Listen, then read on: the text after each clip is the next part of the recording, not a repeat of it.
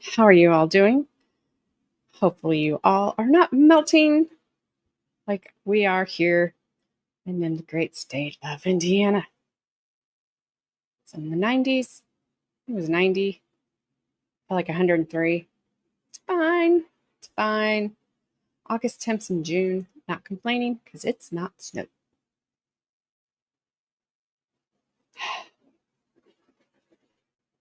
I don't even know where to begin. What's up, Gabby Broderick? I can't even do it anymore. Carmen will have to get here to, and then she'll have to remind me how to do it. Hello, Holly. How are you? Hope you are doing well. I'm melting, Flash fan, like ice cream. Sorry, Carmen. I'll have to answer them later.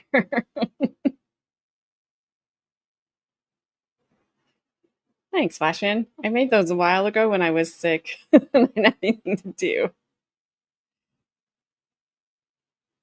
So that was my summer one. Ooh, I bet it is hot in Mississippi. It's hot here. Holy cow. Right? 98? Oh, hotter than hell. I gotcha. I know that's not what you said, but that's what I have to say.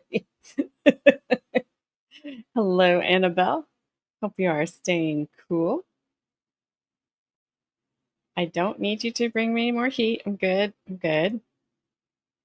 Good. And I'm good. So, anyway, we are continuing our coverage of the 1991 trial of Betty Broderick. I'm remembering today to introduce what we're doing. Oh, Anna. She just, yikes. I am so sorry. Um, we are covering the 1991 trial of Betty Broderick, who allegedly is unalived her ex-husband and his new wife, Linda Kolkena. I don't know. I think I would by now. His wife of 6 months after breaking allegedly into their home and unaliving them with a firearm while they slept in their bed. We have been, we're not quite, but we're almost halfway through Betty's testimony. She has been on direct examination now. So far, for me, she's kind of talking out of both sides of her mouth because, like I said last night, on this hand, she's broke. On this hand, she's going to Acapulco or Hawaii or skiing or Nordstrom's. No furniture in a $650,000 mansion that she can supposedly had completely remodeled with a pool house built and something else in the backyard that had to do with some kind of sports. Don't know. Broke. I should have put that over here on this hand because this hand's broke. This hand's not broke. She doesn't know where she's at. So I don't know where she's at. She's the victim. Whatever. I don't know. I will say this. I've said this for almost every stream now. I don't think she's the only guilty party in this. She's just the guiltiest party. How about that? I think Dan knew how to push her buttons. I think Linda learned how to push her buttons, and she knew how to push their buttons. The people that were caught in the middle were the kids, and I feel sorry for them. So I think Betty snapped first and snapped in the worst way because you just can't unalive people because they push your buttons a little too much. So I don't think they're not innocent, but like I said last night, we will never know their side because they're not here to tell us. And even if they were, there's Betty's side, there's their side, and somewhere in the middle is the truth. So we'll never know it. Yes, I know. $16,000 a month is hard. It's rough. I mean, could you get bread, water, like milk? I mean, it is. It's a tight budget. I know.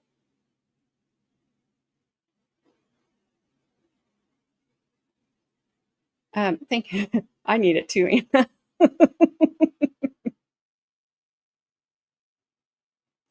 I mean, I would be happy with $16,000 a month, right? I just, I $16,000 a month. My question would be, how many times can you divorce me?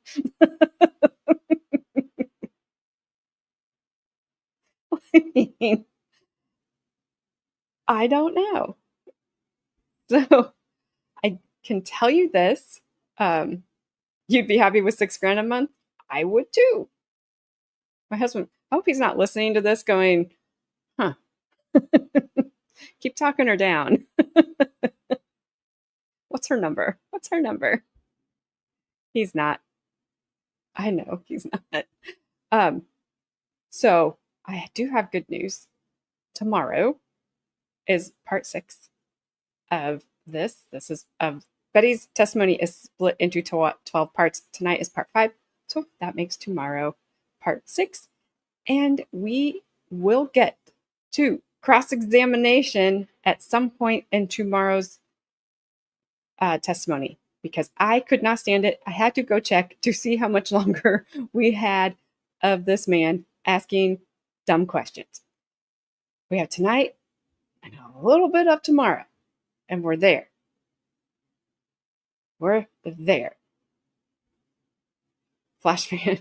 Well, not if you budget well, Flash fan. You can live on 6 grand a week. Good grief. That's not the only good news. That's good news, but not the best news regarding tomorrow. Yes, the best news regarding tomorrow is sometime tomorrow night, Miss Carmen will be arriving from her state of Texas to my state of Indiana, and she will be visiting for 10 days. 10 days? So that is the best news regarding tomorrow. The better news will be when she gets here and we know that the flights went all well and good with no hiccups. Your favorite part of yesterday was when I sped it up and they talk like chipmunks. I couldn't listen to anymore. I'll take judicial notice of that. I'll take and I don't even know what you're talking about. Stop talking. Alrighty. Hopefully my camera behaves tonight. If it doesn't, I will not just leave the studio like I did last night, I promise. I was hoping it would just let Betty play, but it didn't. So live and learn. Yet, whatever. If it does it again, I will stop, tell you guys I'm going to exit and be right back and then do that. Although I did put it in chat, like I'm gonna leave, I'll be right back. Hopefully it keeps playing. Nobody said anything until it didn't play.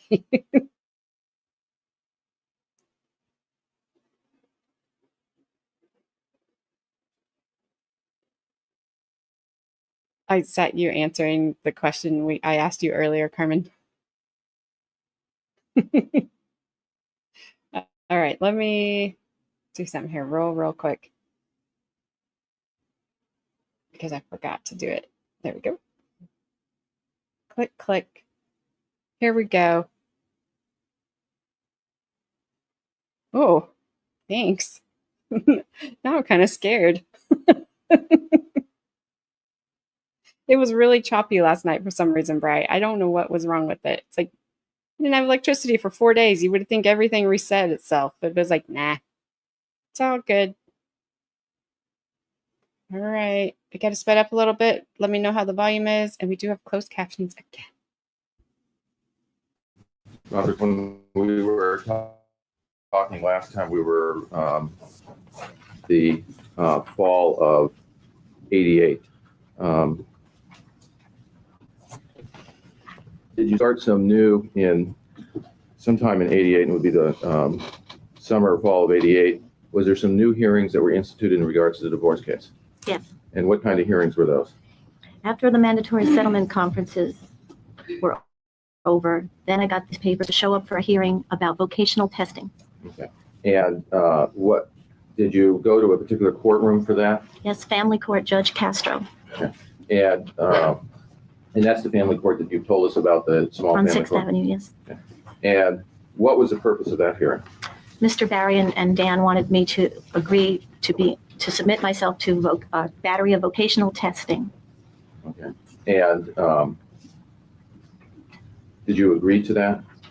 I showed up at the hearing and I said that I really didn't have any argument with vocational testing per se, but it just appeared to me that this was this month's garden variety delay tactic. If they had wanted vocational testing in this divorce. Sustained. How did you feel about vocational testing?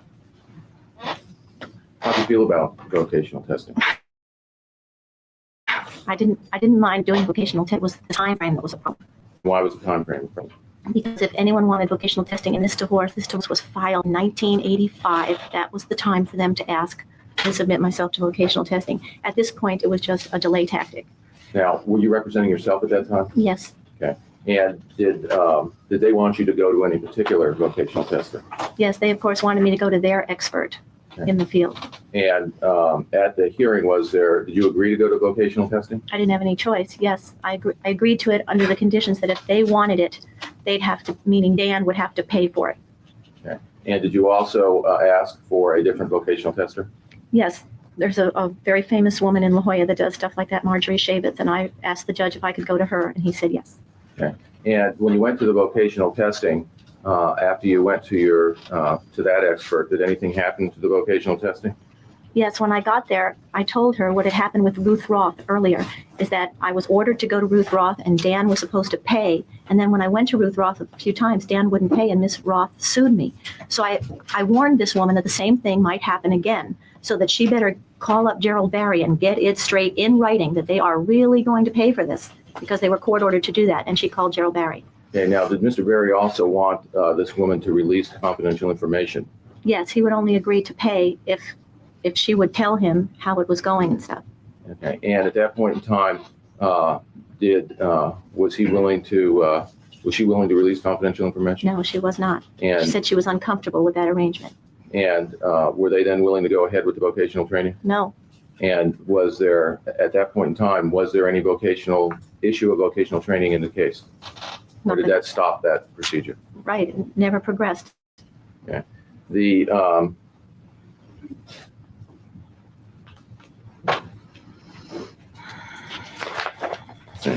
Now, was the case eventually sent to, was the case? Hello, Muffin Tops. Electron Ash.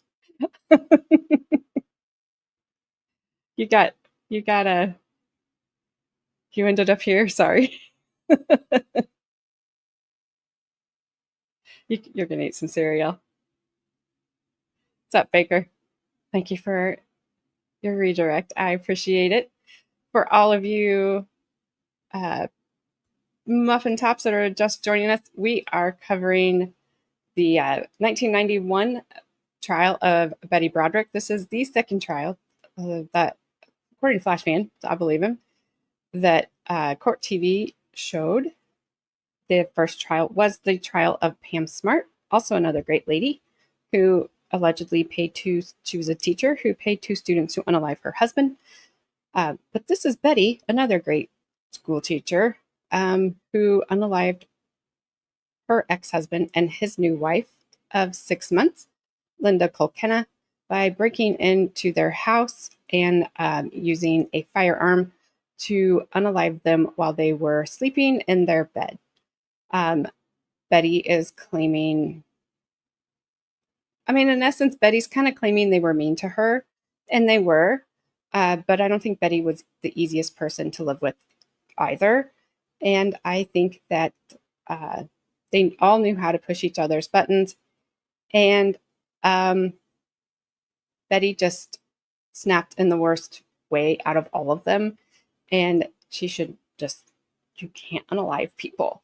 So I think he did do her dirty. Absolutely. Absolutely. But Betty has been on the stand now for, this is separated into 12 parts. So this is part 5. She's still on direct examination from her attorney. And as this has gone on, some people that started over on Betty's kind of side of things have shifted some, watching the testimony and things that we have seen unfold. I think I've shifted kind of back towards the middle. For me, I think they just were all horrible to each other, but she should not unalive. What's up, Celestial Force? How you doing? Thanks for calling me a good egg baker. Gabby's a good egg too.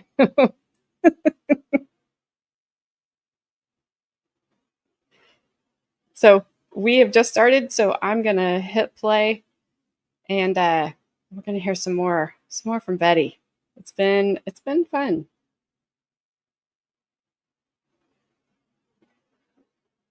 Case of at some point in time finally given a trial date.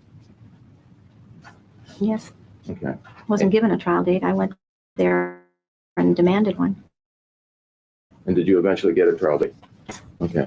Now, when did the trial take place? End of December 1988, the week between Christmas and New Year's. Okay. Now, in November of 1988, did you go over to Mr. Broderick's home again?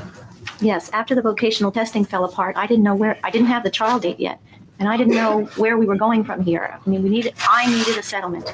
And so I got all dressed up and I went over to Dan's house on purpose to demand that he talk to me and that we do something about getting a settlement.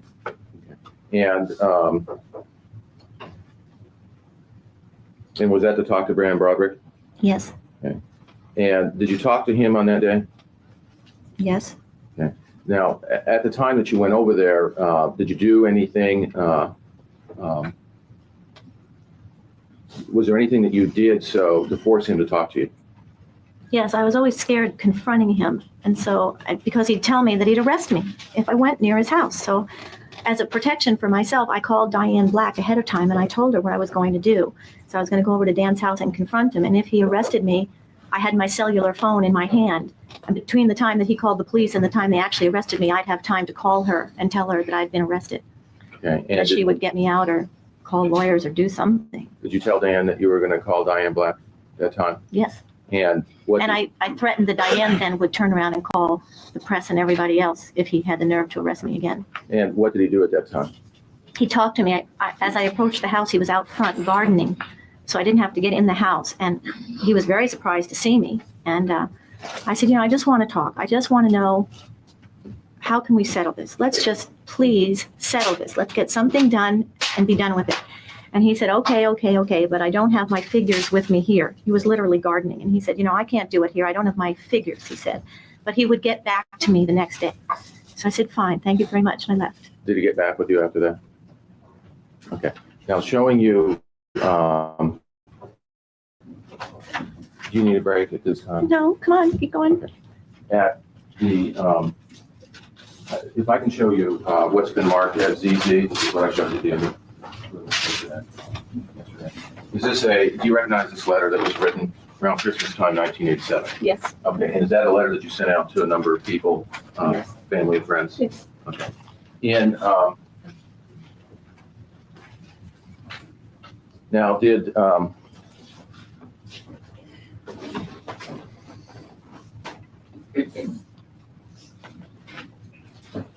you end up, did the trial proceed forward at that time?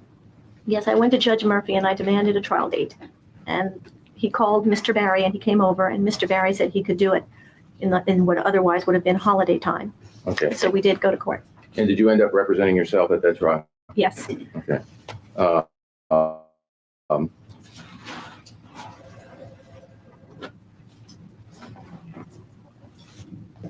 Now during the trial, did you talk to the court about various things that you had saved, including the marriage encounter book and some cards and some floral cards? Yes. Papal blessing. Yes, those were things I used in the trial as evidence or something. Okay. Did you, and were those things that during the period of time of this divorce trial that you would refer to? Yes, Okay, and what was the purpose of looking at those things or reading them? because it seemed to me a tangible proof that what I was talking about and what Dan had promised us and everything was a tangible proof of that. The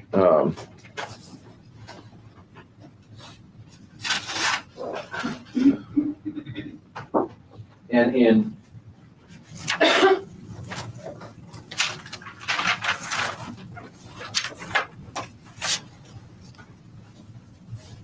might have one more. Certainly.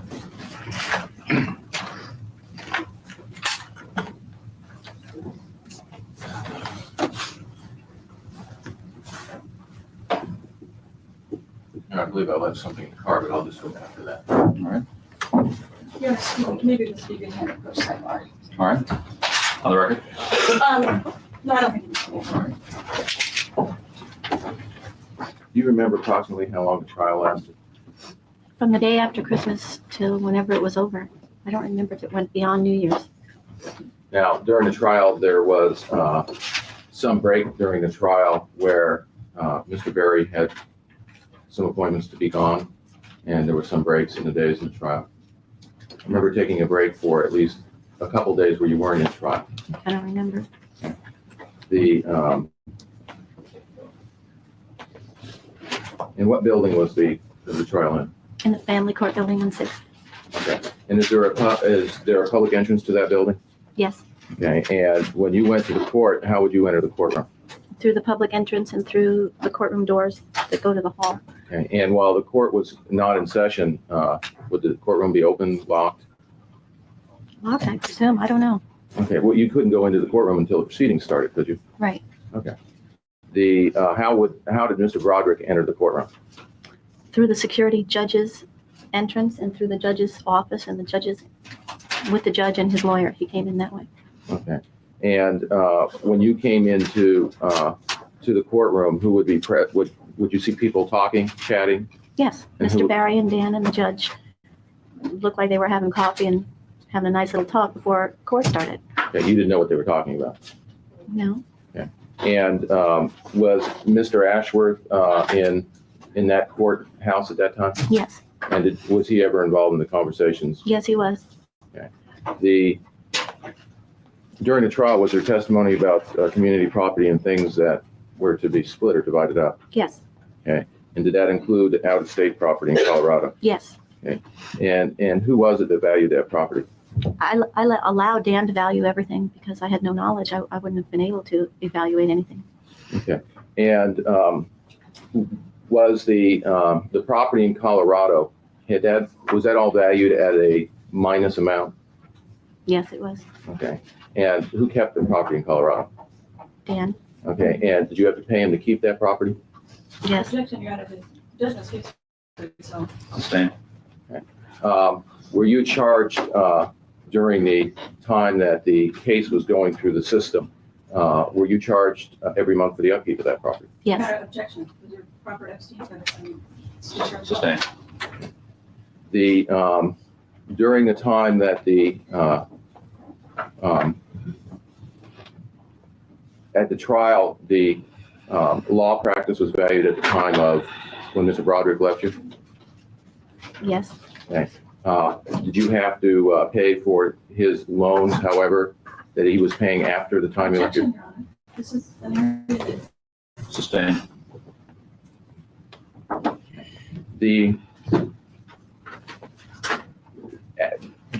After the trial,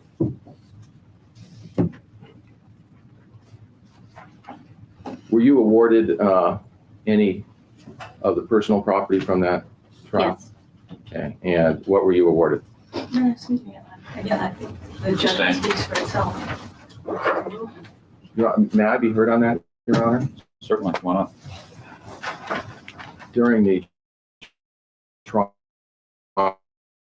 did you defend yourself? Is that correct? Yes, I did. And did you put witnesses on for the purposes of trying to have custody of your children? Yes, I did.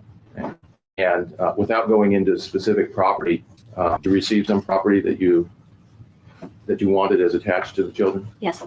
Okay. Did you get the children out of that No. trial? Okay. Now, was there any effect from the trial that you felt after the trial and after the decree that, is there any feeling that you had about Mr. Broderick or what had happened to you in this case in regards to that judgment? Yes, a lot. And what was that? Well, I felt I had done a fairly good job in the trial and in the courtroom, and the evidence about the children and the evidence about the money seemed to indicate to me that I would get a substantial amount of money as community property. I should get a substantial amount of money as support, and I should have gotten custody of the children and child support. And so I was very optimistic between the trial and the approximately 30 days we had to wait for the verdict. I thought it was going to come out okay. I didn't know about a lot of things. I didn't know about that the custody of the children and the Epstein credits were the discretion of the judge. I didn't know it could go that, and I didn't know about Epstein credits really that much. Did that have an effect? Did you believe that there was a purpose of Mr. Broderick delaying the trial? Yes, it was then that I realized, because of these things called Epstein credits, that every time he didn't show up at depositions and every time he didn't show up at mandatories and every time he put off everything, he was charging me and charging me and charging me and charging me against what in the beginning of this divorce was over $1 million. I agree with you. And I actually was talking last night that I had a conversation with my son who's married and my husband who's obviously married about the same situation, because they were saying her getting spousal support was crazy. And I'm like, it's not. And we had a very long conversation about it. And it was weird to hear their side of why they did not think spousal support should be a thing. And I think it was probably weird for them to hear my side of why spousal support should be a thing. It is not a thing in my state. But it was a good conversation, I think. I don't know. See you later, Baker. Thanks again for the redirect. Hello, Lauren Wilson. This is the 1991 trial of Betty Broderick that you have seen the shows about. There was a mini series made right after this had happened with the mom from Family Ties. If anybody is young enough to remember that, old enough, whatever. I don't want to call myself old. That was the one I saw. That was my favorite one. I did see the other one, the Dirty John one that's I think's on Netflix now.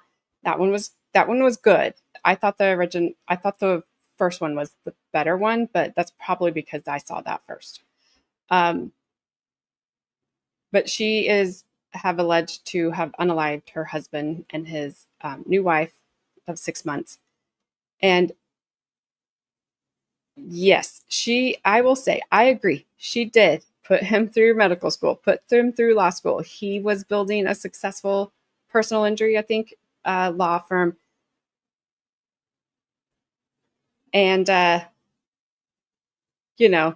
Miss 21-year-old Linda Kolkena comes walking in. She's not had 4 kids. She's not pushing 40. Not that that's old. Trust me, I'm older.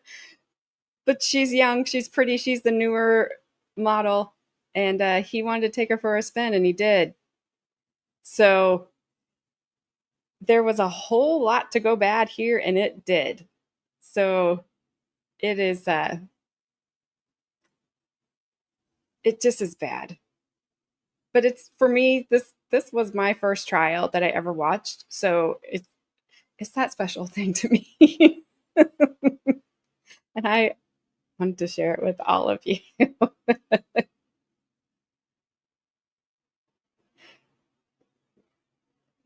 Hello, Iris. How are you? Yeah, Hell House No Fury Like a Woman Scores or something like that. Also, don't let her buy a firearm. You do not have to.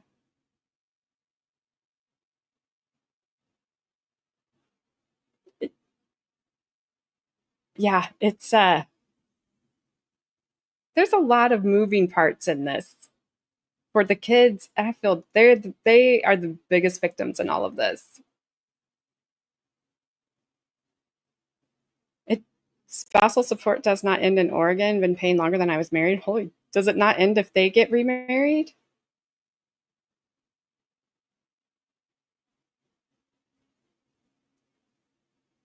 Hello, dog mom. Yes, she was very used to the money and lifestyle, which you can't blame her.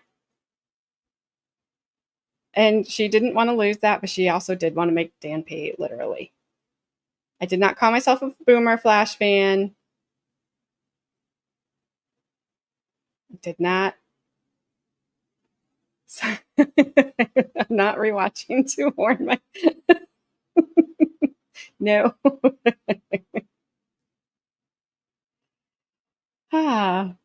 Yeah, no.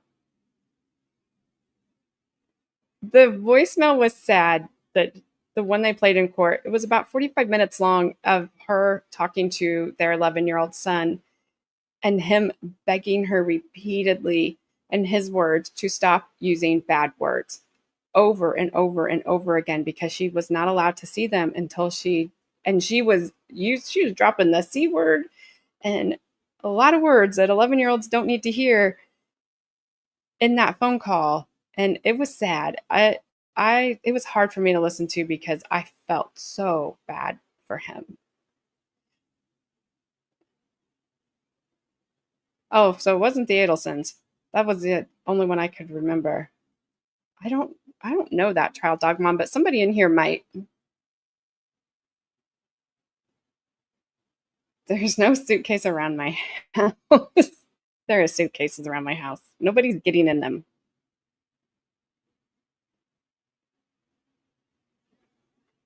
Wow. It doesn't end if she gets if the ex-spouse gets remarried. That's crazy. That's crazy. All right, here we go. Dollars worth of community property that was mine. Because of all of these delays and all of these charges, it dwindled to practically non-existent. Did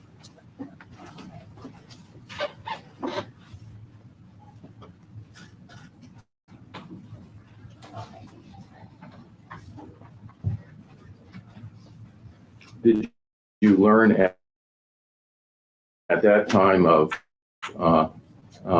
specific amounts of money gone to Larry Broderick before the divorce? Yes. Before he left you?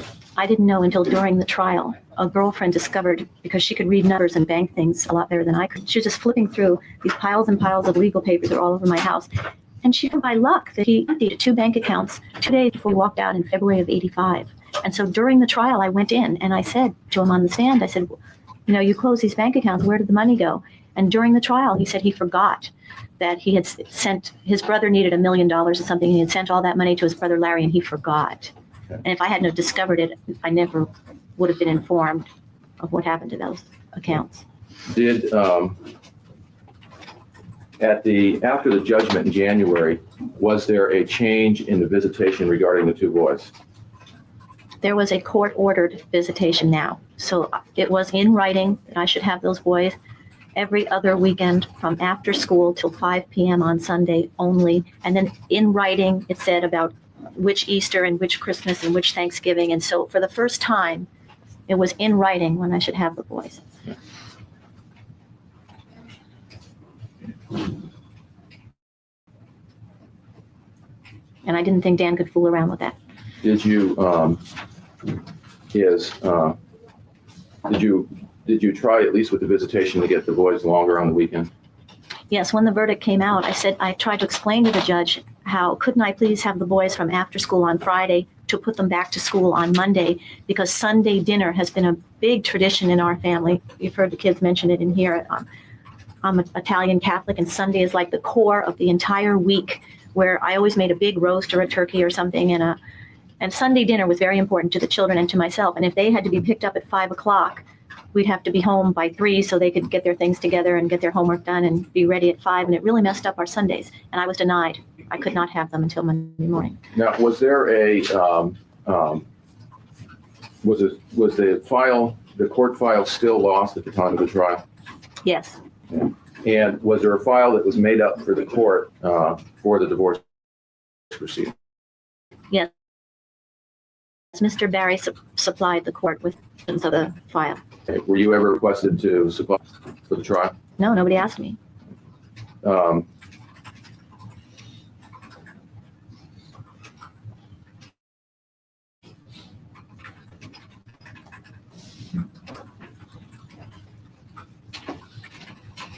When you went to court to hear the verdict on January, the trial ended the very first week in January, is that correct? Yes. And when you went to the court on January 30th to hear the verdict, did you know what the verdict was going to be? No, I felt very positive about it, though. I was absolutely thrilled to have it over with. Sustained.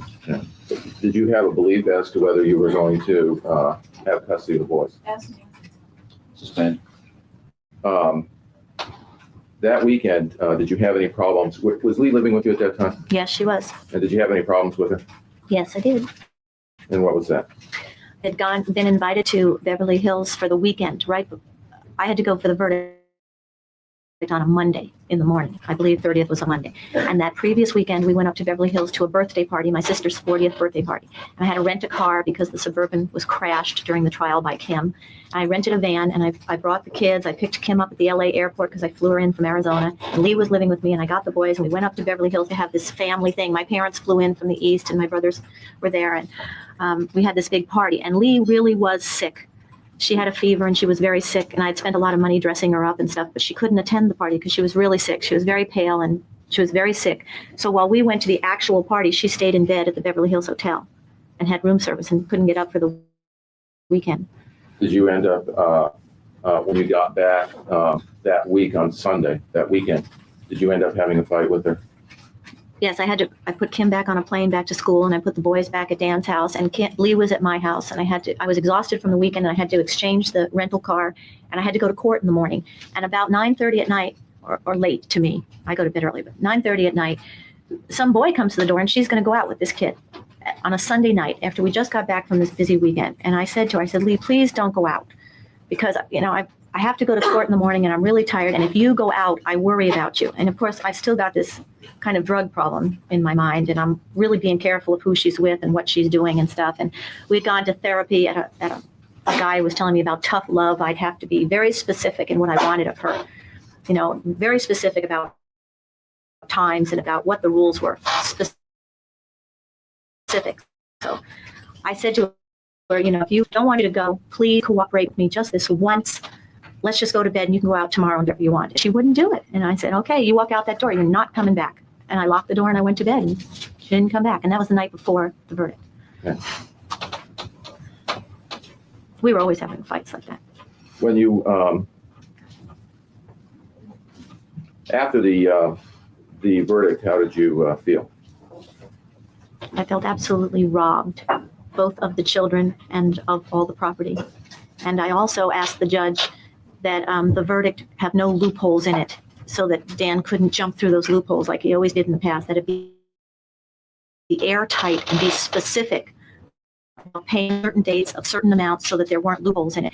And there ended up being a lot of loopholes in it. I asked that Dan's monthly money to me be automatically transferred through banks, so I wouldn't have to be subject to his checks coming late and his fines and everything. And I was denied that request. So I was still subject to Dan's personal checks being sent, and I didn't want to live like that. And because of the community property split being so minuscule to me, I was totally dependent on that monthly check, which again, I didn't want to be dependent on. I asked that if I got support, that it be for a determined amount of time, not at Dan's whim or dependent on other things, just so that I could make plans in my life about investments and about where I'd live and stuff, and I didn't get that. The monthly money that I got was... Sustained. Okay, sorry. Brandon. On Tuesday, we do arms, because if you want to go to the nursing home, we got to get some of that granny cooter and take her off in her scooter. Your arms better be effing swole. Thank you. Oh my gosh.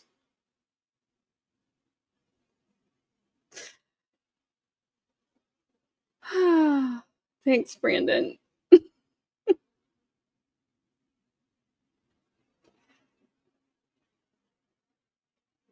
Oh my goodness. I feel like my face is red. I don't know why. My husband left me for his young assistant and I helped him get to where he was going. Oh my gosh, not easy to handle. Yep.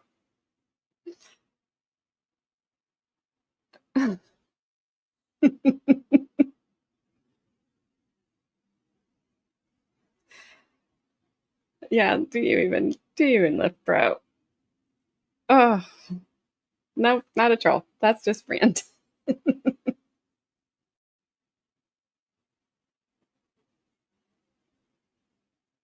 I will just forward the hate mail to you, Brand.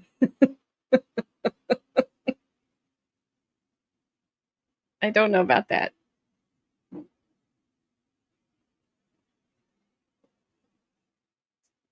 Oh, I haven't heard that one, Dog Mom. I'll have to look at that. I will write that down.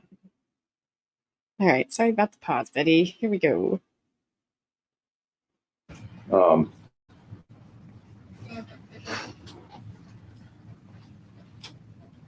Did on January 22nd, before the verdict, did you start a job anywhere?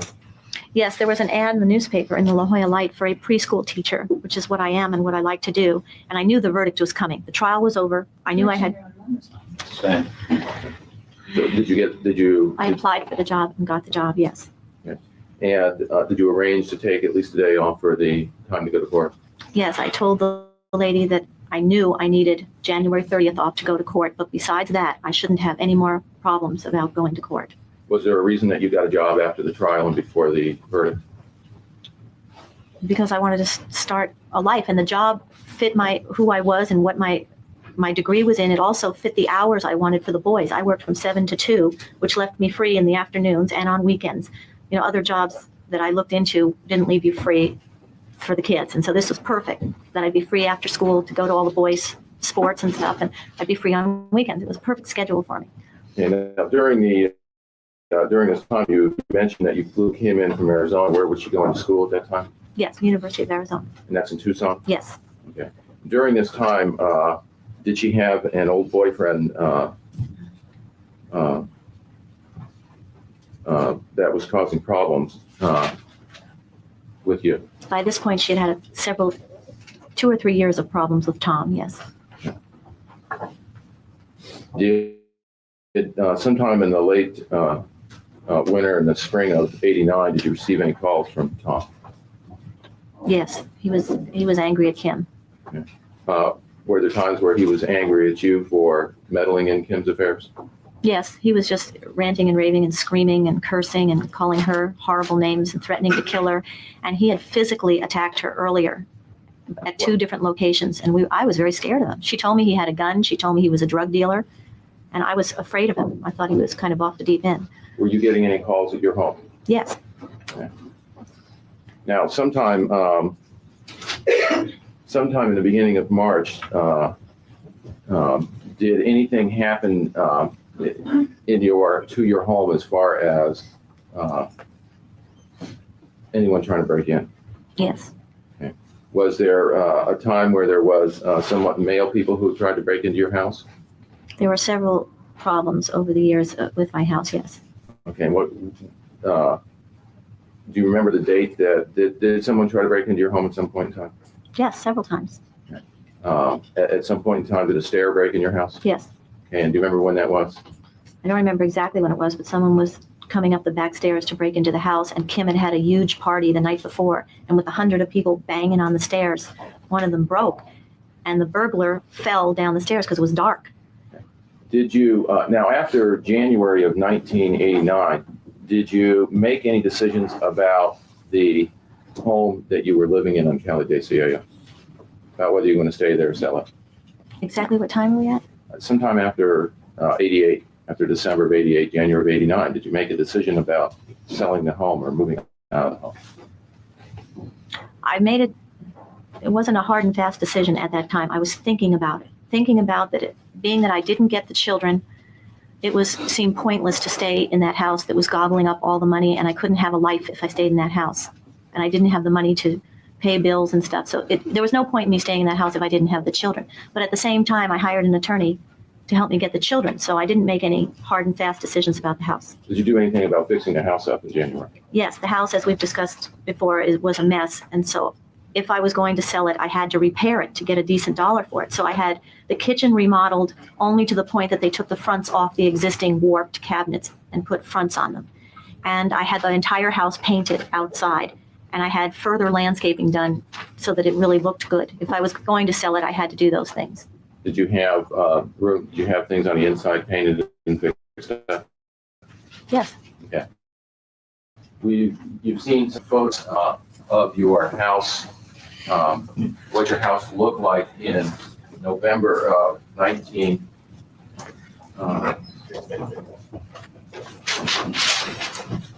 You've seen photographs here in court of your house in November that were taken in November of 1989? Yes. Was that photos taken after the house was fixed up?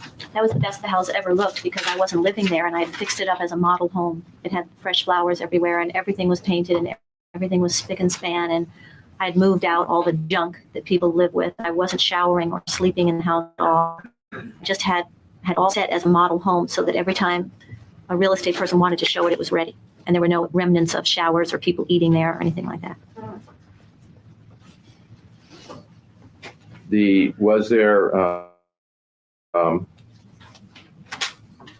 before March of '89, had you had any discussions about having a gun for any purpose? In the back of my mind, I was thinking about having a gun for several years because a friend of mine who lived in the same neighborhood and was a woman that lived alone in a house like mine had a gun for her own protection. And so ever since she had a gun, I thought maybe I might get one. But I had never, there was no particular day I went and bought a gun. Okay. Now, in sometime prior to that, did you ever go shooting at a shooting range? Yes. Okay. And Mr. Frant testified as to a particular incident. Was that about the time you went there? Yes. Do you remember why you went to the shooting range? I remember that they called me at the house and they were soliciting people for this sporting club. It had racquetball and exercise Nautilus machines and shooting and stuff. And this was an introductory offer. They were trying to get this off the ground. And I had my MasterCard and I did shoot guns way back in grammar school. And it was a fun experience. I was looking to meet new people and get out of the rut that I was in. And I thought I might do it. I think it was only $30 or something. And so I went primarily to meet people, but I went to the class. And then when you went to the class, when you shot the guns, did you wear anything? When you go in the little room where you actually shoot the guns, it's mandatory there that you have ears and I think plastic eye things that they supply. Now, in March of '89, were you still working at the preschool? Yes. Okay. Now, on some morning, do you recall getting some calls at the preschool? It was actually, yes. Okay. And can you describe those calls? It was just an average day at the preschool. I went to work at 7 o'clock like I was supposed to, and it was a regular day. There was nothing happening. And I got a few phone calls through the main office. Is Betty Broderick there? Is Betty Broderick there? And the woman had put it on hold and come get me. And by the time I'd pick up the phone, the person would have hung up. And it happened 4 times. And being that nobody really knew I worked there, and the children wouldn't have done that. If they needed me, they would have spoken. And I thought something's really weird here. Somebody's trying to determine that I'm here. But it made me real upset and nervous, and I left work early and went home. Okay. And when you went home, did you find out whether someone had been in your house? Yes. What did you find out? Maria, when I got home, Maria told me that when she got to work, someone was in the house. And it was someone with long blonde hair, and she got in a white and with a black roof car, and I knew the description was Linda Kolkena. Did you show her a picture of Linda Kolkena to Yes. see if in fact that was who was in your house? Yes, and she said she was in my bedroom and that she took things when she left. At that point, did you have an answering machine on your phone? Yes. And was there any message on the answering machine? Yes, there was a 4-hour notice put on the answering machine at 9:30 that morning, which meant there was going to be a proceeding at 1:30, exactly 4 hours later. Okay. Now, other than, so the first notice you got of that was when it was on your phone at home? Yes. No one called you at work about it? Well, I figured they were were calling me at work to establish that I couldn't pick up the 4-hour notice at home Okay. But nobody called you at work and and said, spoke to me. and spoke to you No. and said, we're going to court. Only on the a hang-up 4-hour. calls. Okay. Now, did you go to court? Yes, I got home. I shouldn't have gotten home till after 2, but I got home around 1:20, which didn't leave me much time to get there for 1:30, but I just flew right out the door and jumped in the car, and I was down there at 1:30. Okay. And when you got there at that time, where did you go? I went to the family court, and there's a clerk's window with a sign-up sheet for ex-parties.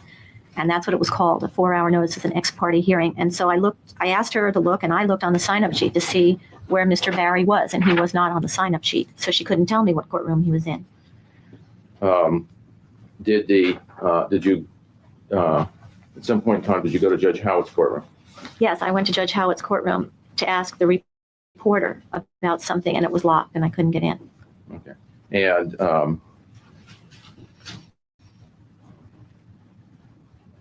did you see Mr. Barry at the courthouse? Yes, I needed to speak to the reporter because I had ordered a written. Same. You've already gone through that you needed to speak to the reporter. Did you see Mr. Barry? Yes, as I was waiting for them to open the courtroom doors, he came out of them. Okay. So he was leaving Judge Howitt's courtroom. Yes, Did you confront him as he left the courtroom? yes. Okay. And what did you do at that point in time? He told me what had happened in the courtroom, and we went back in. And had the hearing already been had by the time you were there? Yes, it was over, and he was leaving. And when you went back into the courtroom, did anything change when you got there? In other words, did Mr. Barry's whatever order happened before you got there, was that just the order that the court gave when you went in there? Well, we kind of discussed it again, but it ended up everything that he got stood anyway. I didn't have any effect on it. And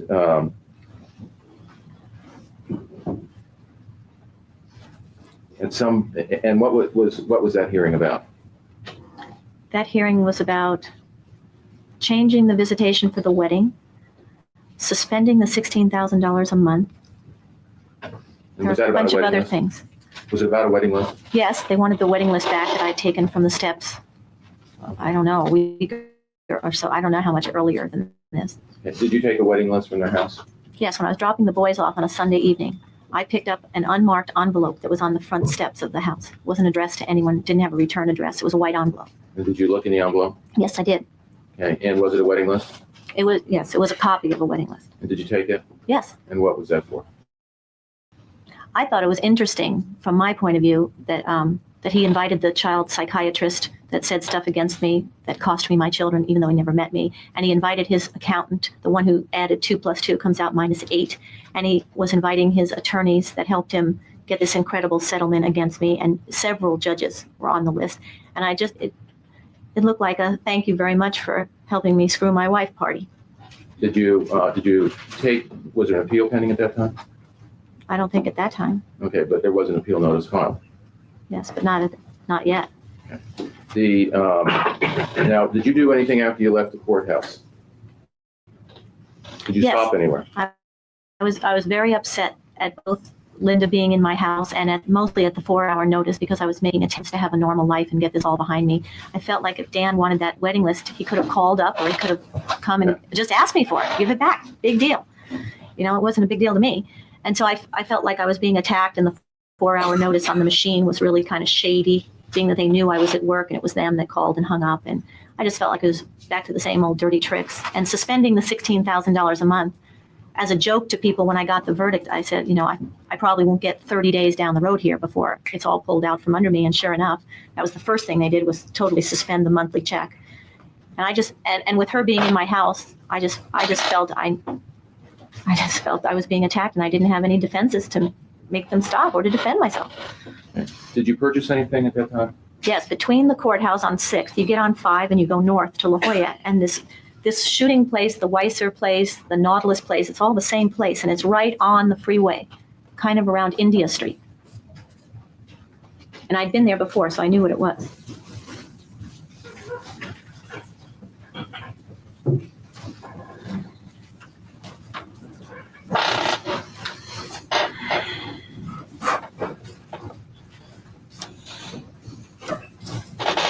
Your Honor, I believe that I left my evidence box in the car. You want to recess early? Do you want to go on to one of your boards? Maybe I can go on to the board and that would be the easiest way. That's the second thing he has said he left in his car. Like, good grief, guy. He used to have somebody sitting by him that looked like Dorothy from Golden Girls. I don't know where she's been the last couple trials. Also, I forgot to warn all of you, this is the courtroom that has the squeakiest chairs on earth. They're horrible. Horrible. Also, good night, Haley. If he's going to go through a bunch of these things for the judge to take judicial notice on, I'm going to speed it up to get past them, if that's okay, unless somebody really wants to hear the judge take judicial notice of a lot of stuff. Oh, tomorrow we get to cross-examination, and I just looked ahead because I wanted to see when we were going to finally get there. Her tone completely changes, and she's not so nice anymore. So if they gave her meds, they wore off.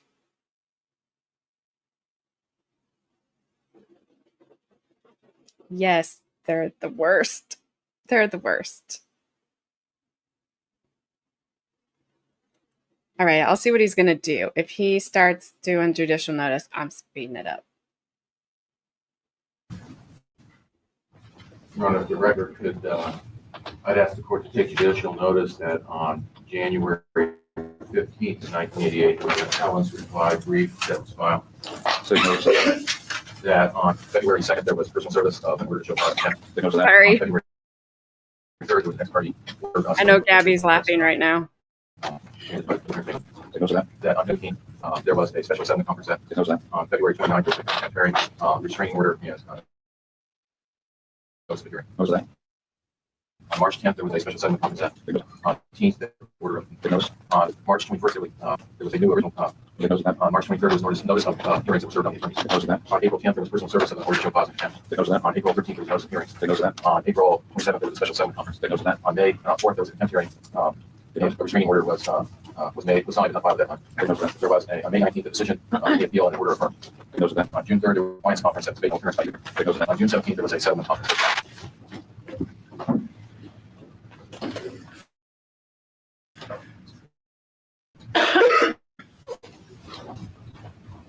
Oh, that was so much And better. I would ask another board marked HHD, which is July through December of 1988. So Mark.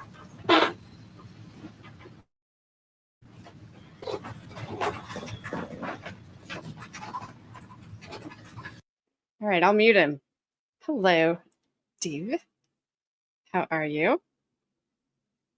Thank you for the super chat. You didn't push him down the stairs. He was at the top of the stairs, so I relocated him to the bottom where I keep all my elderly husbands.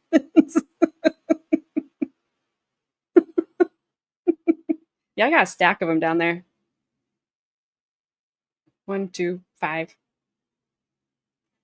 Oh, nobody likes her yellow hair.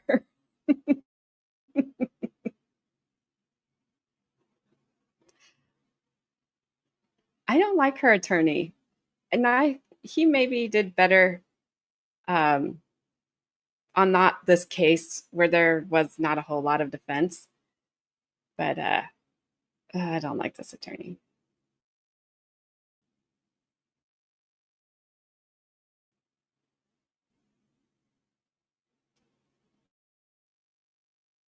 MLS. Making loss. Maybe you are, Brandon. Now you're confusing me. That's not nice. You're switching accounts. MLS is David. Although that wasn't a Dave joke.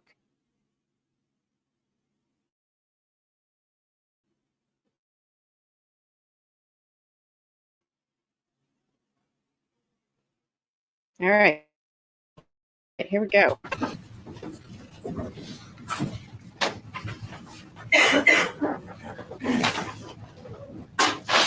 Oh, yes, they did. Absolutely.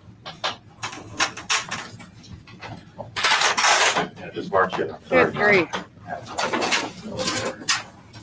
Thought I was prepared for it. I another board, Your Honor, that's labeled 1989, January 1st through June 30th, be marked. That's in order. HH-9.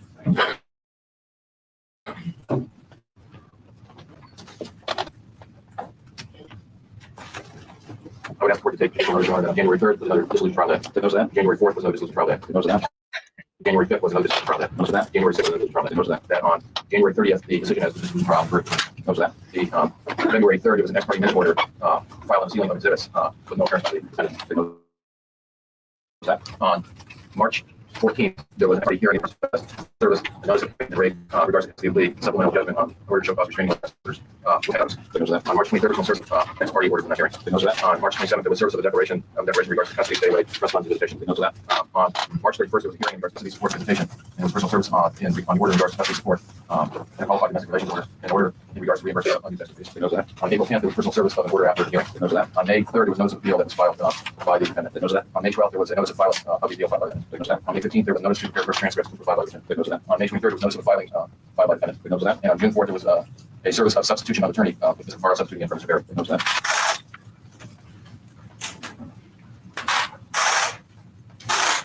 Oh, the chairs. All right, are we done, sir? If I could go to the last board at this time, Your Honor, and ask that it be marked as next in order. Last board. HH-10, that covers July 9, December, you know? Yes. So marked.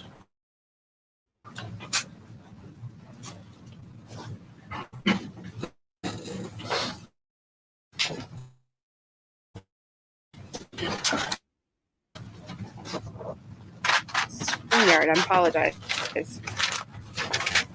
Court take additional notice on July 5th, there was a notice of prepared first transcript was filed by the defendant. Did those that? On August 25th, there was an ex parte motion in order in regards to custody. There was no appearance by the defendant. Did those that? On August 29th, there was a hearing in order in regards to custody with no appearance by the defendant. Did those that? There was on September 1st, an order to show cause child support and attorney fees filed by the defendant. Did those that? And on October 30th, there was a hearing in regards to child custody and attorney fees that was off calendar and no appearance by the court. Did those that?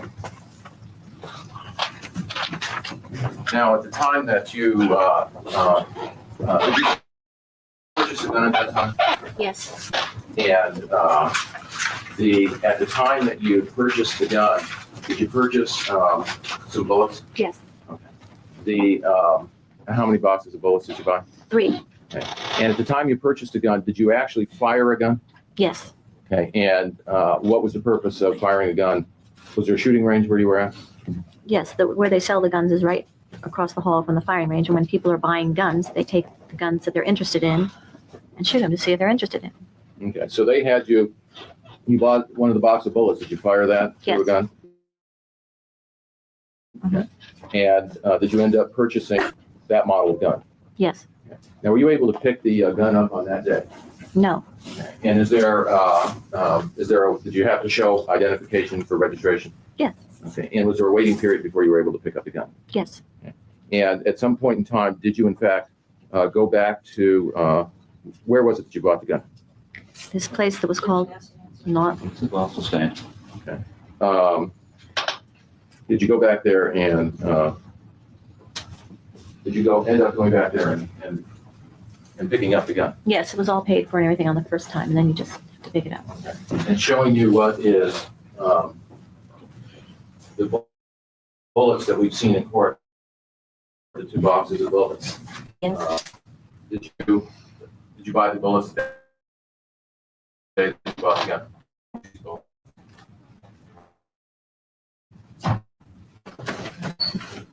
And you've seen another box of bullet in courtrooms. Yes. Did you that gun at all? I fired a gun. I don't know if when I went back and picked up a gun, it was the exact same gun. I don't know if they just let you fire the ones in the case and then you get one off a back shelf. I don't know if it was exactly the same gun. Okay. Did you have to clean your gun at all? In other words, did you? When I fired it the day that I bought it, when you fire it, it gets real dirty and grungy and messed up. And the man in the store took it all apart and cleaned it. But personally, after I got it home, I never fired the gun and then I never cleaned it.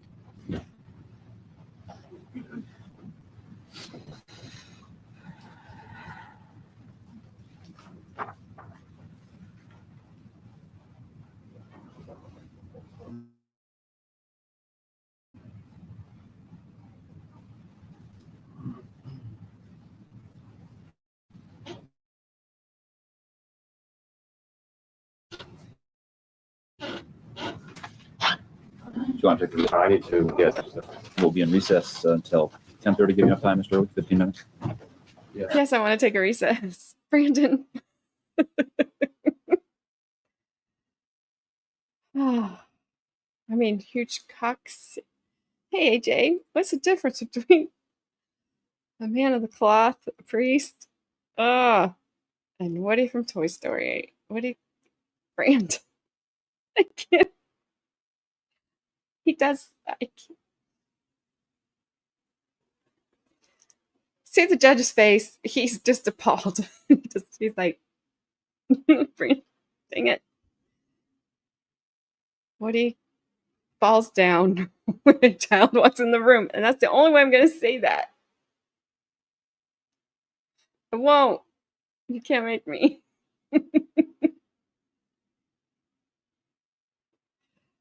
I only have tea.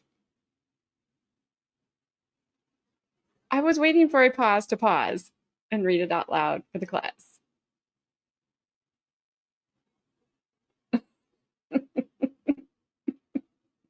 I don't want to. Please don't make me. Dog mom, he likes to embarrass. He likes to make me uncomfortable. Yes, that is true. Last time I took a pregnant pause, I came back at a baby. I did it wrong. Okay, I did it wrong. At least I get to send that baby home, though. This is true. Laughing is good. Laughing is good.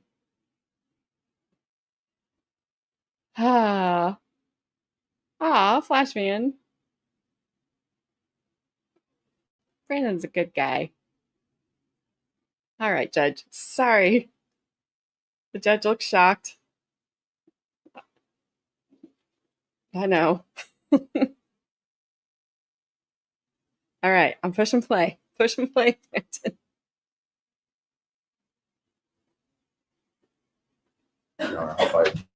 I hope they are just right down in the car. You want to take a little longer recess? What's your We pleasure? could take 20 minutes. What's your pleasure, Judge? All right, we'll be in recess for 20 minutes, ladies and gentlemen, until 25 to 11. Please remember the admonition. That's the story.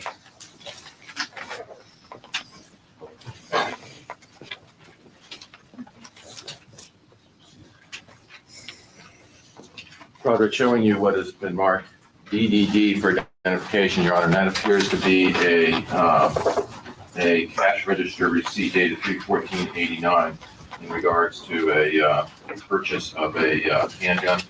So marked. And also, we had marked, Your Honor, the next order I had marked EEE, which is a bill of sale in regards to a pickup date of 3/29/89. So marked. Broderick, you recognize both of those items. I kept a file on the gun and all the papers that had to do with it and the rules of it and everything. So these were from my file. Okay, so this would have been, this is related to the guns we've seen here in court, is that Yes. correct? Now, after the trial was over, was there some paperwork that had to be done as far as transferring property? Yes. And did you receive anything in the mail in regard?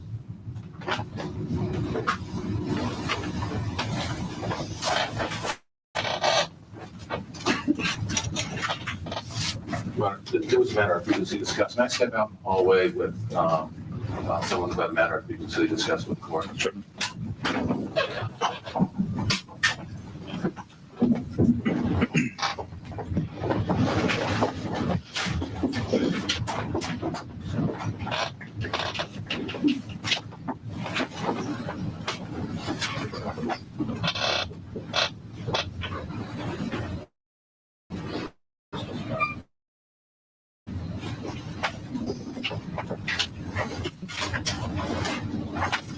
Well, we'd tell you what was going on if we knew what was going on. Apparently, Jack Early, as you can see for yourselves, has stopped the questioning. Perhaps he's just checking his notes. The camera angle makes it impossible to see what's happening at the defense table. In the foreground is the, here we go. He apparently went out in the hallway, we're told by our cameraman, to speak to someone. We'll see whether or not that has an Showing effect on you, his questions. what is marked That was as- weird. Your Honor, first of all, FFF is a quick claim deed for property, Lot 9 CR. That was weird. I have never had court TV anchors pop in to their feed. That was weird. Okay. Alrighty. That was okay. I'm good now. Kalea piece of property. All right, so marked. And GGG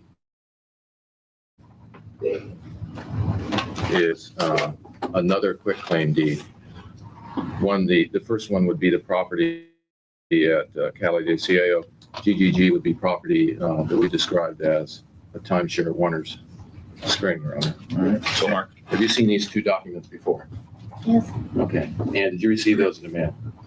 Yes, as part of the divorce settlement, Dan was ordered to finally take his name off the house living in. Okay. These have been taped back together. Did you do anything with these when you received them?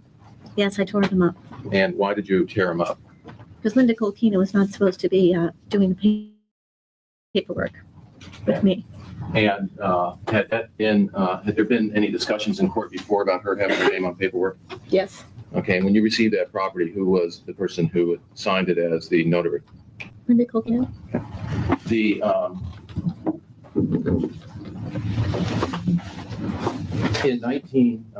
sometime in 1983, did you have a discussion with Mr. Broderick in regards to your marriage? I mean, had you had discussions of marriage at that time? In 1983, we had one. And Yes, that's a papal blessing for our family. and showing you what has been marked as HHH, Your Honor, which appears to be a papal blessing that's dated in 1983. So marked. Have you seen that before? Yes. Okay. And was that something that you procured in 1983? Yes, we had received a papal blessing on our marriage the day we got married in 69. And this is now a papal blessing for the entire family, including all the children.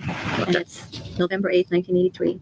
Okay. Now, during a time in 1983, did you have any discussions with Mr. Broderick in regards to any anything that you were looking forward to? Carmen, you are taking way too much pleasure in this. Brand. Nailing maps to wall since 1969 makes you older than me. Hey, AJ, what's the difference between 3 Gamecocks and a joke? AJ can't take a joke. Yes, I can.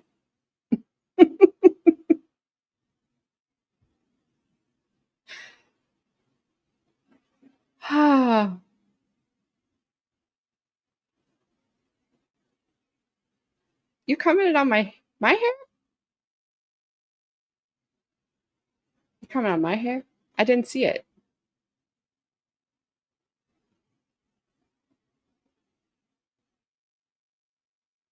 Emphasis, no. I didn't, if you commented on my hair, I didn't see it. I wasn't ignoring you. Oh, well, thank you. That's very nice of you.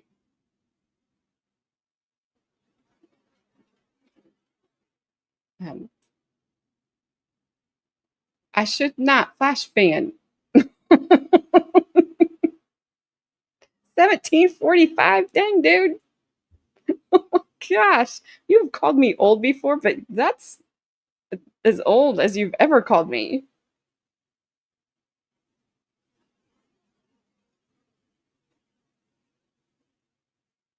Oh, okay.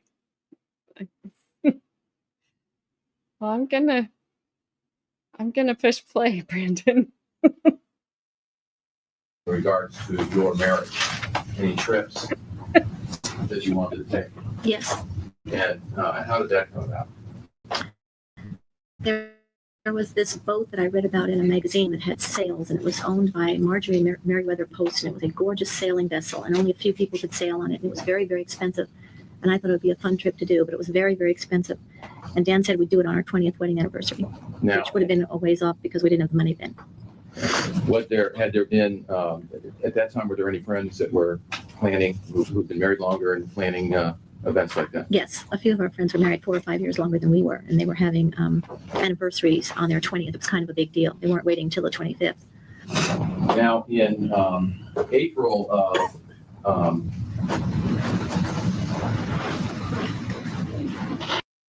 Sorry, guys. So Larissa, she was actually, I think she was just up for parole not too long ago, and it was denied.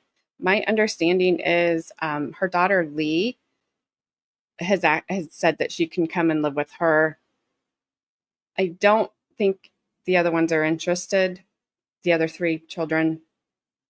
I don't know how much they have to do with their mother.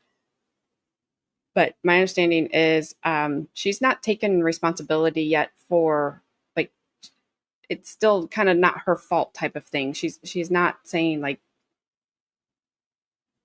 you know, hey, yeah, I did this. So I don't remember when she's back up for parole. She's getting up there in age now. You know, she wasn't born in 1745 like me, apparently, but she is getting up there. I can't remember if she's 80 yet.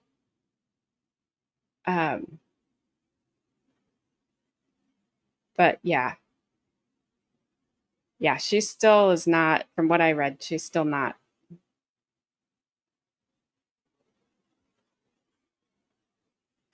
she'll be 84. It's the earliest now. Okay. Yeah, and she's not shown remorse after all these years. I doubt she shows remorse in 2030. I couldn't remember if she was in her 80s now or if she was going to be in her 80s then.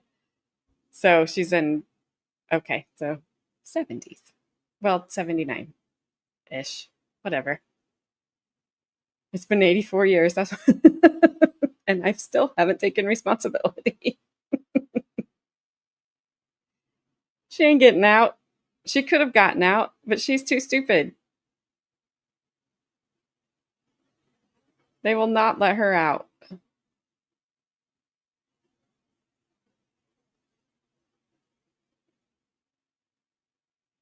Yeah, you would think.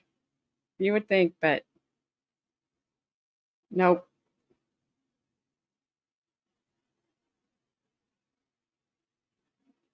Alrighty. Yep.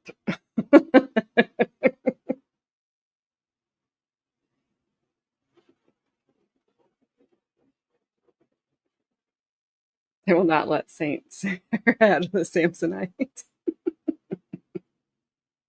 Sarah has no reason to even try to appeal, but she probably will.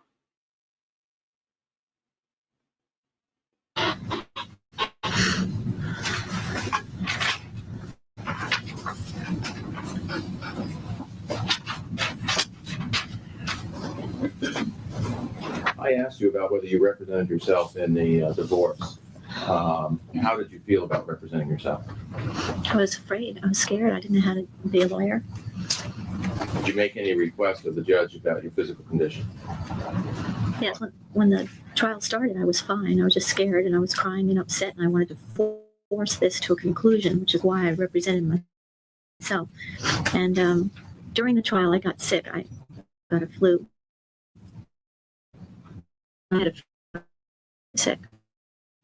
You asked to have some, so you felt better? I had laryngitis. I couldn't speak in court. And I was really sick, but they couldn't give me a day off. Yes, I asked 2 or 3 days in a row, could we just have a day off here? And no, they couldn't. And why did they tell you you couldn't? They didn't have to tell me why. It's just I asked for it, said I was sick, I couldn't talk, I had a fever, could I please have a day off? And they said no. Yeah. During the trial, do you remember anything about Mr. Berry have vacation planned? Objection, Your Honor, asked to answer. Next. Yes, toward the end of the trial, Mr. Berry was leaving on a firm trip to Hawaii. His whole firm was going to Hawaii. And so the last several days of trial, every time I started a line of questioning, they cut me off and said, you know, we've already gone down that road. Let's not do that again. We've already done this way. And they kept cutting me off because Barry had to leave on this Hawaii trip. The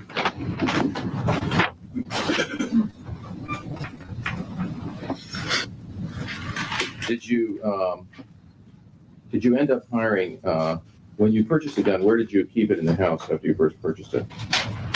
I bought it to protect myself in the house, so it seemed logical to me that where I would keep it would be in the nightstand next to the bed. So I tried that for a while. Did you move it after that? Yeah, I was uncomfortable with that. I told everyone I had the gun right away because I didn't want any accidents with this gun. I told Maria, I told other people I had this real gun, and it showed. And in fact, I took them shooting one time. So I was absolutely adamant that this was a real gun, and if they opened a drawer or saw it anywhere, they were not to touch it at all. Now, when you took the boys shooting, did you take them shooting with that gun? No. What did you do? We had been to some appointment downtown, and on the way home, we stopped at Weiser and we used range guns. I didn't shoot at all. Boys, I think the boys just shared one gun. And when you shot at the range, did they wear any special protection again? Yes, you have to. Eyes and ears. Now, did you do anything in regards to hiring an attorney after the final decree? Yes. And what was the purpose of that? Well, I asked the boys if it was okay if we left things the way they were, and that they would just see me when the decree said they were going to see me. And Danny especially said, "Oh no, Mom, oh no, no, I want to live with you." And so I went out and I hired another attorney to try and fight for the kids. Now, at some point in time, that there was a wedding that you became aware of a wedding that Dan had. Is that correct? Everybody became aware of it being planned quite a while before it because it was in the newspaper. Okay. And you also became aware that Dan went on a trip after the wedding, didn't you? A honeymoon, yes. Okay.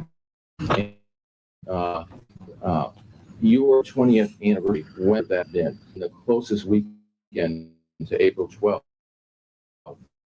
1989. I don't know exactly. Okay. If April 12th was not on a Saturday in 1989.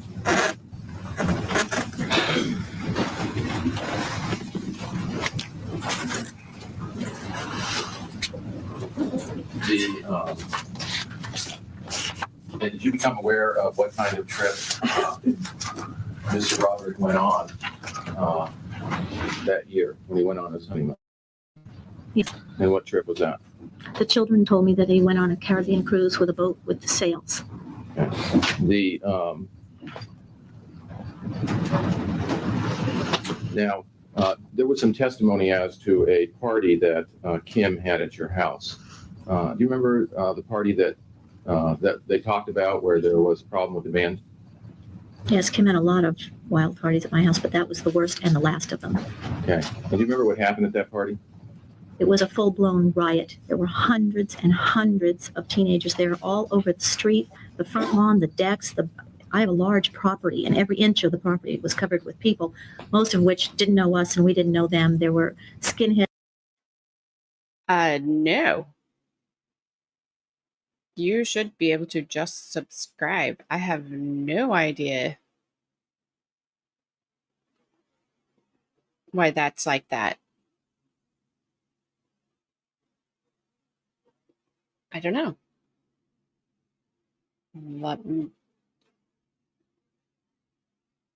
Yeah, maybe you're already subbed?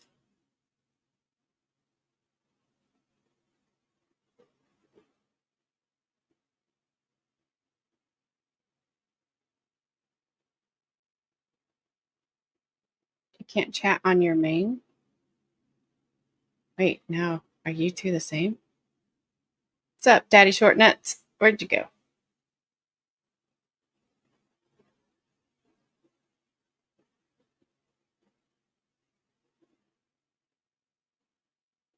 I did not. I did not. All right. First of all, I don't believe that Sue was being mean to you, because Sue is not mean to anyone. But that name is gross.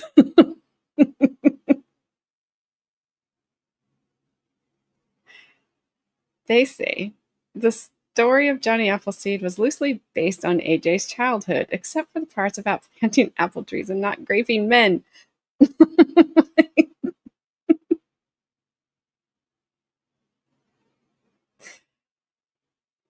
I don't want to read that name. Sue's. You're going to make me say a word that's going to make Carmen vomit. Sue's moist overused. All right. That's enough of that.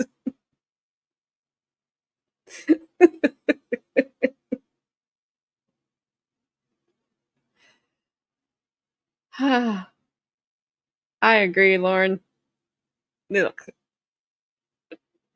you're going to have to reread that story.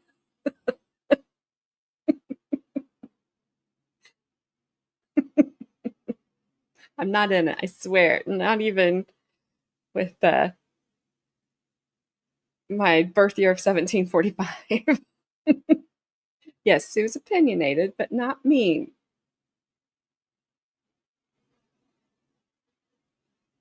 Just say Tim Walsh instead. Flashman, that's the one thing you might be right about.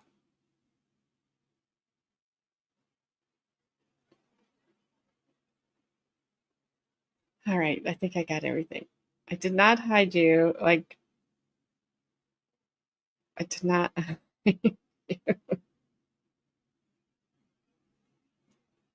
What is. We've got skinheads and leather.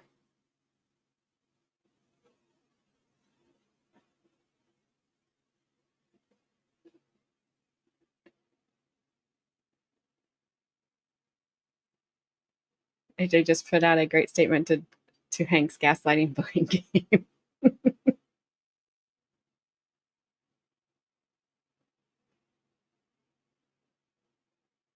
And no. Please don't do that to me. Oh my goodness. Oh, not me, AJ. That AJ. I was like, wait, I didn't say anything. I said I didn't hide him.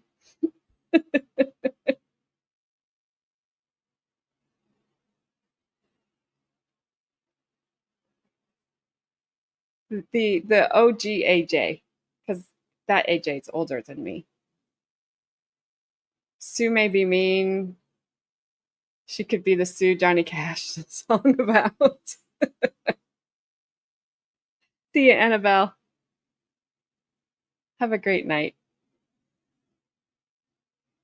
No, you're fine. I was like, wait, I only read Brandon's comment.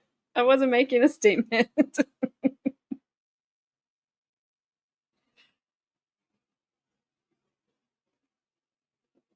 No, I have.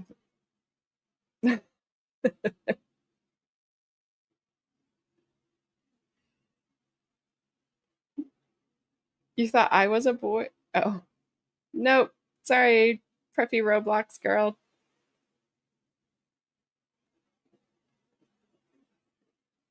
He is not 30. He is in his 60s. Thank you very much.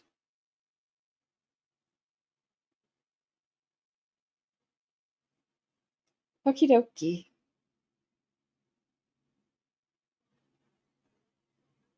Oh no, Karen Reed stuff is fine. I just the AJ thing got me confused, but we're good. We're all good.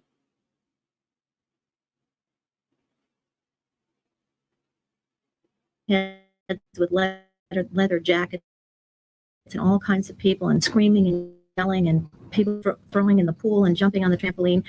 And the worst part of it was I lived on a cul-de-sac, and there were so many cars that they not only parked and blocked everyone's driveway, but they ended up filling the cul-de-sac like a solid parking lot. And the police had to walk in from way out on Calle del Oro. And they said that this was a real hazard, fire-wise and safety-wise, and we had to get those cars out of there right away, or I'd be ticketed or jailed or whatever. Did you try to stop the band from playing music? Yes, it was a band that was down in my pool house, and it was a real loud, plugged-in electrical amplified band with microphones and things. And I went down and I said, the police are here. You've got to stop. You've got to stop, because all the neighbors were calling and stuff. And the man on the microphone said, don't listen to her. Let's party. Okay, did you eventually do something that stopped the music from playing? Yes, I pulled the main electrical switch to the entire property, and that's how I shut them down.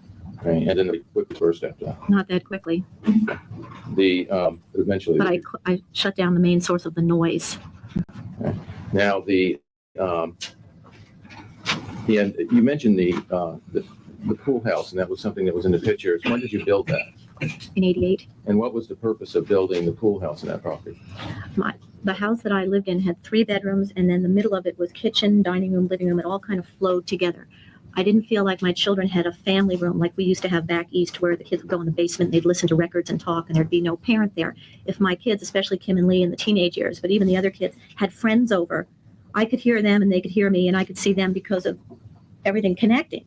So I wanted to have a real family room for the kids, and that's what it was. It was a big room with a fireplace in the middle and a bathroom and a little kitchen, but it was just a huge empty room with a fireplace for teenagers and other kids to have parties and get together and talk and dance, and out of underfoot and out of my way, and vice versa. Did you expect to get the children back in your custody? Yes, for $100,000. Only did it for the kids. I didn't need a room like that. Yes, I always expected to get the children back. Okay. There was the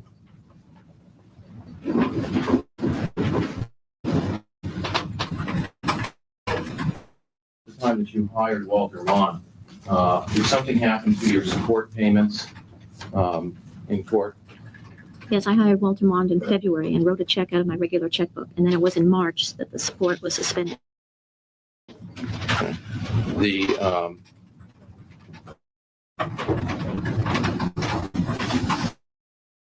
During the summer, did you have some regular visits scheduled with the boys?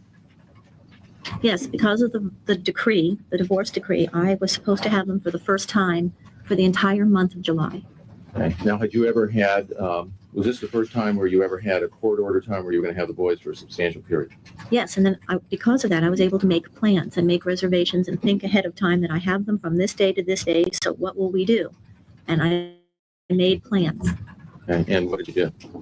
We ended up driving. It was the boys' idea. There was an article. Brandon, I did not block any of your accounts. I would not do that.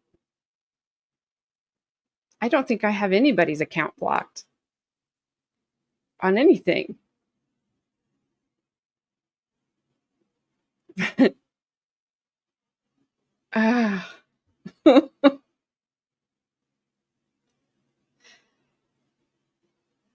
What do you call a Roman soldier that is smiling with hair in his 1746 style wooden teeth?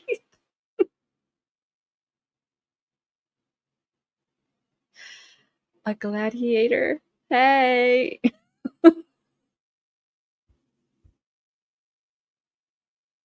Did that work for you?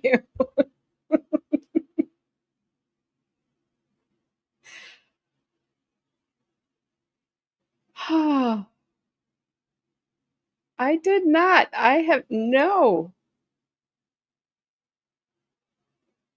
Nope. Nope. I have never timed anybody out ever.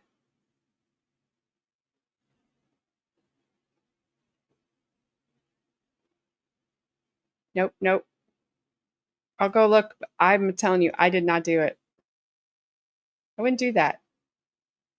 Daddy Short Nuts, I was able to schedule frequent yellow hair colorings for every day of the week. I said I want to look like popcorn. It wasn't me. It was not me.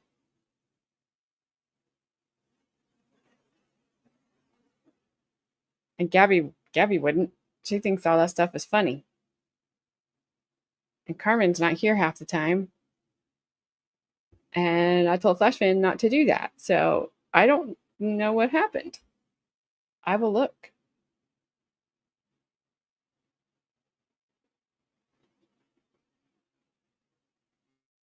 In a local magazine about skiing, snow skiing on glaciers in the middle of summer. My boy.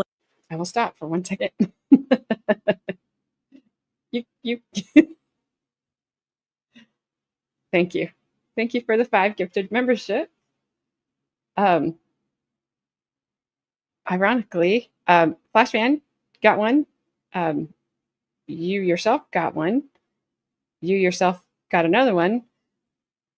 Because Huge Cox and just another Aussie got one. Haley Mouse, Danny T. Thank you.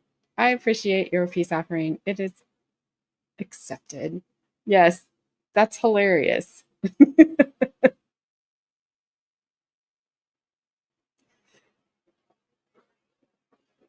That's funny. You gifted yourself 2 memberships. It was a very nice offering.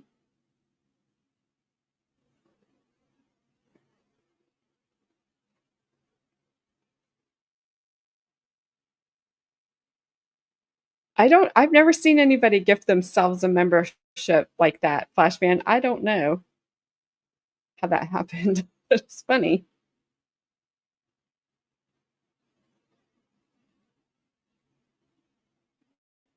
Boys loved to snow ski. And so we drove to a glacier so they could snow ski during summer. Glacier was in Whistler Mountain in British Columbia. During that period of time, were you seeing any doctors in regards to the boys in custody? Yes. Again, this was the first time I knew I had the boys and I could make a point. Okay, first answer the question yes, and I'll ask what the reasons. Were you making appointments with? Yes. Okay, and what was the reason for that? This was the first time I could make with Dr. Nelson since I had consulted him way back, and he saw the boys each separately. He saw the boys together as brothers, and then he saw me with each child separately, and then he saw me together with the 2 boys. So we spent a lot of time there. And what was the purpose of that? I hired Walter Maughan to get my children back, and you can't just walk into court and say she wants them back. I mean, that's all I had was I wanted them back. So he had to have paper trails and expert witnesses and opinions as to why I should have them back and how well we get along and how we interact and how much they love me and want to be with me. So it all had to be documented. Okay. Now, did you have that summer that while you had the boys, how would you describe your mood? Did it improve at all? Absolutely. As long as I have the kids, I'm fine. I mean, my energy level comes right back because I have somebody to do things with. I'm not alone anymore, and I love doing things with my kids, and we just have nonstop fun. We go from one thing to another. And my house is fun. It was near the beach. It had a swimming pool. The kids just love to be at my house, and I love having them there, even though they're noisy and they make a mess. And were you also seeing other healthcare professionals in regards to, so that you could go into court and ask for custody? Yes, Dr. DeVos referred me to a codependency therapy group because he thought that I was in a troubled alcoholic marriage and that I needed codependent therapy. And so I went to a women's group. Now, was there a time that you had scheduled where you wanted to be able to resolve the issue as to the boys in custody? Yes, it was always important to me. I waged custody fights every summer. So, Okay. yes. We'll go through this. I'll ask a question, then you answer yes or no, and then I'll ask you the reason. Okay, that's easier that way. Was there a time that was important for you where you were trying to get custody of the boys? Yes, every summer. Yes, every summer. Okay. What was the reason that there was a time that was important? Because of the change in the school schedule of the what bus route they're going to be on and what soccer team they're going to be on and what Boy Scout is dependent on what part of your neighborhood where you live in. And once the children were established in September at a certain address, I thought it was important that they keep a continuity going. And so every May or June, I'd start doing stuff to get the kids that summer because it didn't matter to me if they switched houses in the middle of the summer. There was no schedule. So I hired Walter Maughan in February to do a custody fight that summer. So for sure I had the boys before school started, right in the beginning of September. And so you expected that there would at least be those court hearings by that time? I was sure there would be, yes. Okay. Now, was there a hearing that was set before school was set to begin? Yes, And was that hearing continued? it was canceled or continued or put off or something. And how did you feel about that? I was absolutely devastated. I was horrified. I had done every single thing Walter Maughan told us to do, and all the paperwork was done. Everything was in my file. He knew it was important to me to get it done before school started. And Dan was interviewing these doctors, and Dan was being resistant to the whole thing. And when the day came, it couldn't happen. But he told me, not to worried it was going to be put off till October. And not to worry, it was going to be put off till October. I said to him, I don't know if I'll be alive in October. I was so upset. Okay. And was it continued till October? Yes. Okay. Now, But it didn't happen in October either. was there a time that you sent Rhett to New York? Yes. Okay. And was that with a court approval? No. Okay. And the reason you sent? Tried for days or so with Dan. They came back from Hawaii, and then we were going to go back to the every other weekend. But it was still summertime, and the boys really always wanted to be with me in the summer rather than home with a maid. So Danny went to Sun Valley, Idaho to visit his friend Matt Curry, and that left only Rhett home. And now we're in the summer of 1989. The girls have both been invited to leave the house, so they don't live there anymore. And Rhett would have had to stay in Marston Hills all by himself with a maid of some description while Dan's working. He didn't want to do that. He wanted to stay with me. Now, in the fall, were you doing anything? Were you doing anything in regards to finances, or trying to cut your expenses, or do something with your house? Yes. Okay. And what was that? Moving? What did you do? If you can just tell me, did you do something to your house listed for sale?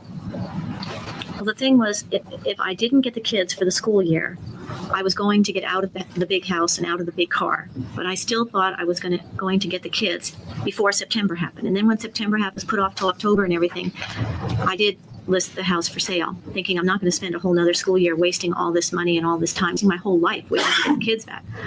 Did you buy a condominium? Yes. And where was that located in? A 2-bedroom condominium in La Jolla. And the boys, if you were to get custody at some time, would they have been able to live in the condominium with you? Yes. Okay. And I take it at that time, Lee and Kim were out of both homes. Correct. Okay. Now, at some point in time, you became aware that Dan was going to leave the country, did you not? At some point. I'm not asking Yes, you right I got some sort of a letter about Greece. Okay. He was going to Greece. And did school at some point in time start for the boys after the Labor Day weekend? Yeah, after. Okay.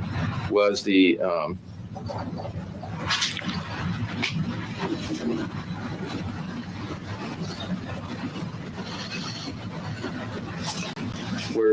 was there a time when you had Mr. Mon go to court for you to get permission to have your children with you while Dan was in Greece? Answer, yes. And why was that? I didn't need Walter Mon to go to court for me. Dan sent me this letter, and while he was away, there would be 3 or 4 different babysitters handing off Rhett, only Rhett again, while he was gone, because at this time Danny's gone to camp with Francis Parker, so it's only Rhett at home. And I don't know the reason, but he wasn't going to have a full-time paid continuous babysitter. One secretary friend was going to hand him off to Robin, was one of them, the old babysitter, and then hand him off to Sylvia Cavins, and they were handing Rhett off, and I thought, well, why have Rhett subject to all these different schedules? Just leave him with me for the week or 10 days or wherever you were gone. But Dan would not agree to it, just person to person, so we're forced to go to court because Rhett wanted me to get him. So Walter Mond went to court that day to get Rhett. And when he was in court that day, did you find out later that another weekend had been switched? Yes, Walter Mon called me and told me that, yes, hooray, you got Rhett for the time there in Greece. But in exchange for it, I had to make this deal where Dan would then get the kids on the SC Notre Dame football weekend, which was your weekend. So I switched, and now you're going to get the kids this other weekend. And I just went, oh, no, you should have told me. Was there a problem with that? That was the Acapulco weekend that had been planned for a long, long time, and all the money had been paid, and all the arrangements had been made. And I assured Brad 1,000,000 times nothing would go wrong this time, because it had gone wrong a lot in years past. Nothing would gone wrong. I had it in writing that I was free that weekend. And so Walter went and switched the weekends, and then I couldn't take the kids, and it was a mess. Okay.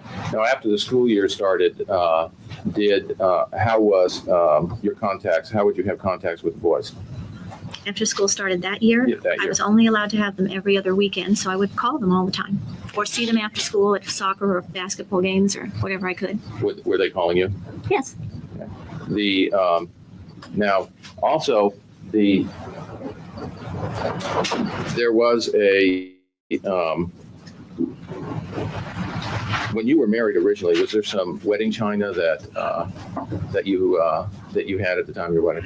Yes, I think everybody gets a set of dishes when I get married. And after the divorce, did you know who had that wedding china? Dan ended up with it. Okay. And did you try to get the wedding china back?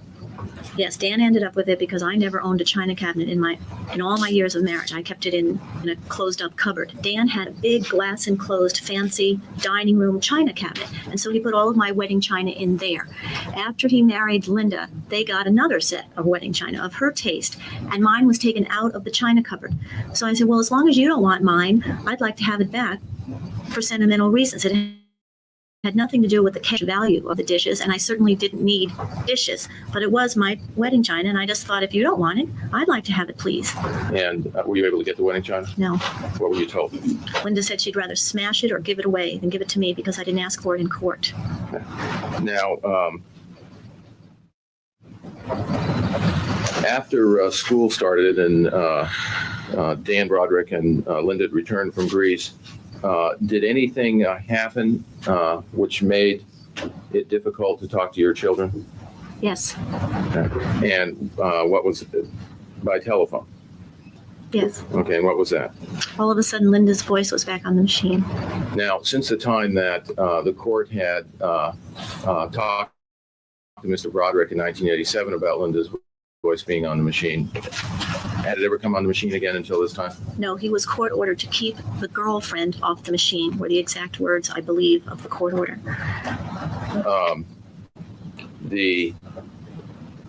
Was there any reason at that time that you knew that the boys could not have their own line going into the house?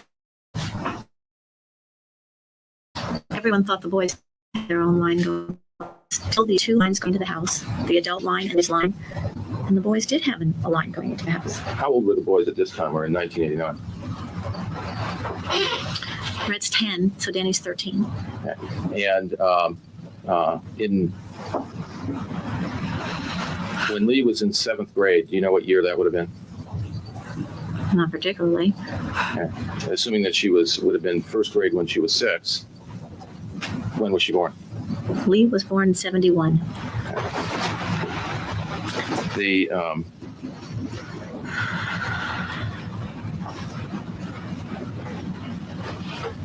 Now, was there a special event in October? Yes, October to me started the next several months of holiday things. It had Halloween in it, it had the USC Notre Dame football game, and it had Larry's Oktoberfest, which ran right into our birthdays, which ran into Thanksgiving, which ran into Christmas. So yes, October was the beginning of a holiday season for me. What made in that October in 1989, was there something special about that year? It was the last Halloween that Rhett would have been in the lower school. He was in 6th grade at the time. And the lower school is the only school that has the parade with the costumes and everything. So he would have been graduating from lower school. Okay, and I'll get back to that. But was there something particular that you found out about that SC game in Oktoberfest Yes. that had significance? Yes. And what was that? Dan wanted to take the whole family to the SC Notre Dame game. And he and Linda, after Greece, they went to New England to tour the foliage or something for 10 days. And they flew from New England to South Bend, and my kids flew from San Diego and met them in South Bend. And so it was the first time the whole family was going to participate in an SC Notre Dame game. Okay. And is that something that, was there something in the past that where talked about that being an important time? Yes, it was something we'd always looked forward to, and we had other friends that we knew in college who were married and had children, and they were looking forward to it. And that was the year our friends came from other places in the country with their now college-age children. See, Kim, college age. And so our friends' firstborns were college age, and it was a big reunion of all these people who had been to Notre Dame as students. Okay. And was there some document or something where that became important as to? That was one of the goals that Dan had in life for us, that we could afford to go out to dinner, that we could afford to have a sofa, that we could afford to take the whole family to the SC Notre Dame game, not worry about the bill. Okay. Now, you referred to the marriage encounter before.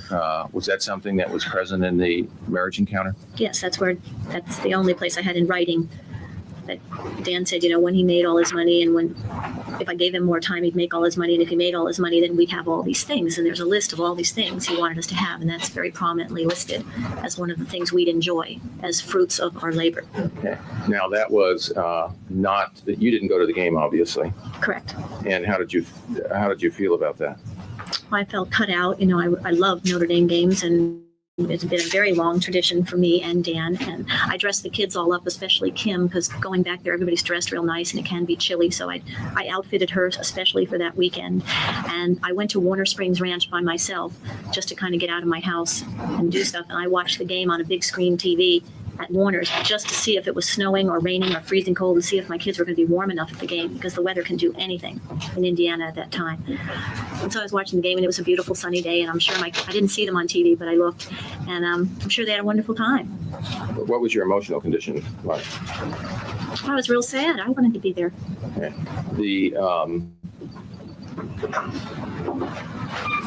During that, was there a problem with Kim in regards to the Notre Dame game? Yes, when she came home, she said that they were at dinner.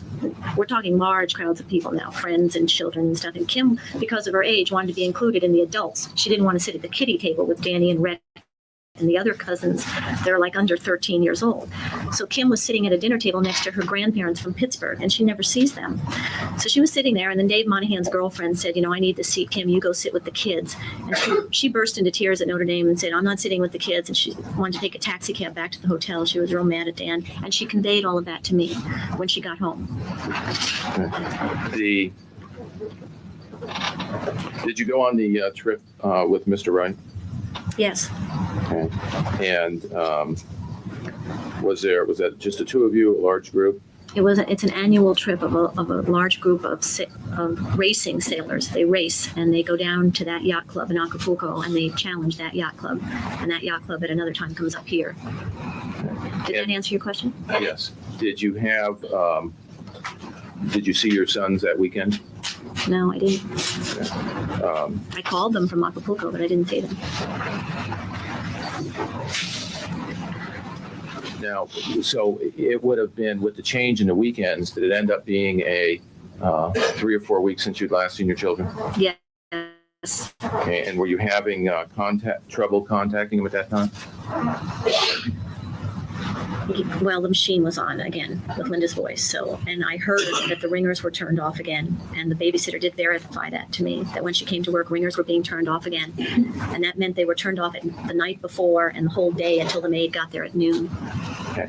Now, so they were playing games again. Now, during that, before that, when you received any support from Dan in the months preceding that, had anything happened with deductions and support payments? Yes, Dan had fined me again for something he said that I did, but I didn't do it. Okay. And did you receive anything in the mail that you would receive before? Yes, the same wrinkle cream and weight loss things that I'd received years earlier. The exact same ad, so it obviously was the same person. In unmarked envelopes again, and I just saved it and wrote on it, "Save for attorney." Okay. Did you try to plan a Halloween party for the boys when you got back? No, before I left, I tried to have Dan agree that the boys would spend Halloween with me. They had spent Halloween with me the year before, and we had a great time.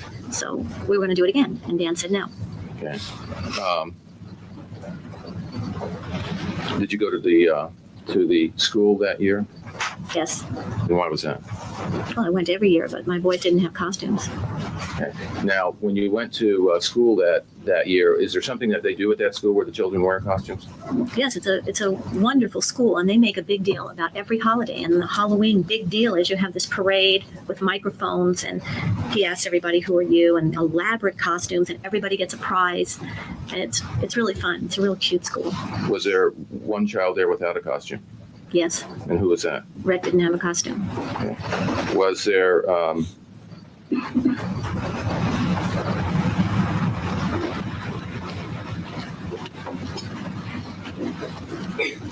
did you at any point in time receive calls from Kim in regards to her school situation? Yes, constantly. And What did she say anything about problems that she was having with her father in school?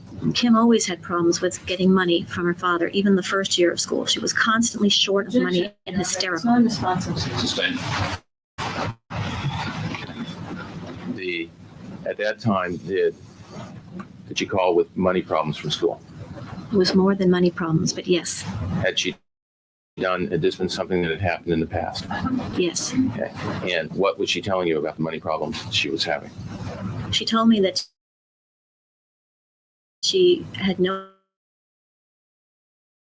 rent. She had nowhere to live. She had no money. She had no transportation, money registered in school. Now, Kim had messed up the previous year and missed her exams, and she didn't get credit for the previous year. So she was in limbo that semester and had to go back there and take the exams from the previous spring that fall. But Dan would not give her money unless she was a registered student, and she was not technically a registered student. But I said, well, how are you supposed to live? And that was her problem. So she was working in a bus station, she told me, to earn money, but she was only getting $5 an hour, and it wasn't enough. So would I help her was the phone call. Was she upset? She was very upset. She didn't have any money. She had nothing to eat. That's what she kept telling me. She had nothing to eat, nowhere to live, nothing to drive, and she was only making $5 an hour, and she couldn't make enough money to get a place to live. And so and she said to me, how was she supposed to take her exams if she didn't even have a place to sleep? Did she talk about Greece Hall? And it was through her that I knew and took all these people to Greece, and that he paid for it. And was she upset about that? And Reedy O'Neill's too, yes. What about Reedy O'Neill? Reedy O'Neill's was the opening of a big Irish bar here in town, and Dan was a quarter owner of it, and it was supposedly worth $5.8 million. There was a picture in the newspaper that Dan was an owner of this bar. And so it was obvious to Kim and to myself on this phone conversation that Dan had plenty of money for everything else, but he wasn't going to give her any. Okay. Now, during the first week that when you came back from the trip from Acapulco, were you doing anything in regards to the condo in your home? Yes, I got a decorator, and she sent a workman in and tore the condo apart and was going to replace shelves and replace carpeting, and she tore that up, and she tore up the tile in the entry, and she was real good about tearing stuff up. But I wrote checks for half deposits on the replacement items, and I couldn't get her to perform at all. And so the condo was torn up, but nothing was replaced. Okay. Were you, at some point in time, were you moving out of your house and trying to move into the condo? Yes, it was all happening at once. Yes, I just moved personal things out of the house and was living at the condo. Were you, did you have any problems with any of the appliances at the condo? Rhett was visiting me one day. It was during the Greece trip. It was probably the first day of the Greece trip, and he used the other bathroom in the condo for a bathtub or something. Anyway, he couldn't get hot water. So I went down in the garage to look at the hot water heater, and the light had gone out on it, and it was the first time I had done anything with it, and I had a match or something in it. The water heater didn't blow up in my face, but the gas kind of poofed in my face, and I had all singed eyelashes, and my hand was burnt. Okay, now during this period of time when you're talking to Kim about the Notre Dame game and then talking to her about the school, was there anything that you were reading? Did you read anything at that time? Just the marriage encounter about all these different things. And what was the purpose in reading the marriage encounter? Same purpose as it always was. It's I wasn't crazy. And that the life that Dan promised would come if I gave him more time about neglecting the children and me. The life that he promised us to come did in fact come. He got the big boat he wanted. He got to go to Notre Dame with the family. He got the piano for Kim. Every single item. Check, check, check, check. He did get everything he promised us. Is that something that you read from time to time when things weren't going well? Yes. Did you receive any legal mail that week? Yes. Okay. And did you remember getting some letters near the end of the week? Are we in November now? Yes, we're in November. Yes. Well, Walter Mon told me that Dan was not cooperating with the custody, and the October hearing was now put off. So not only was September put off, but now October was put off, and there was not even a further date given. It was just put off indefinitely. And so Dan was starting to resist and fight the custody thing, and I was getting mail from Walter Mon concerning a custody fight. And in showing you what's been marked as People's 27. Have you seen that letter before? Yes. Okay. Now, at the end of were you supposed to have the boys the weekend of the 3rd, 4th, and 5th of November? Would have been Friday, Saturday, and Sunday of November of 1989. Yes. Okay. And did, in fact, you have the boys that weekend? Yes. And did you, at some point in time, get some mail in regards to the custody? Yes. Do you remember which day that you got that mail? No, I think it was Friday. Okay. Do you remember what you did with the mail at the time that you got it? I just put it in on the kitchen counter. I get all kinds of categories of mail. I get bills that go one place and legal stuff that go another place and junk mail that goes in the trash. But this pile was on the kitchen counter. What if you opened it up and looked just quickly to see what it was? Probably. Okay. And did the boys spend the weekend with you? Yes. Okay. And Friday night, do you remember what you did? We went to a football game at Danny's high school after school. And then the boys said we went to Old Town for dinner, but I didn't really remember that.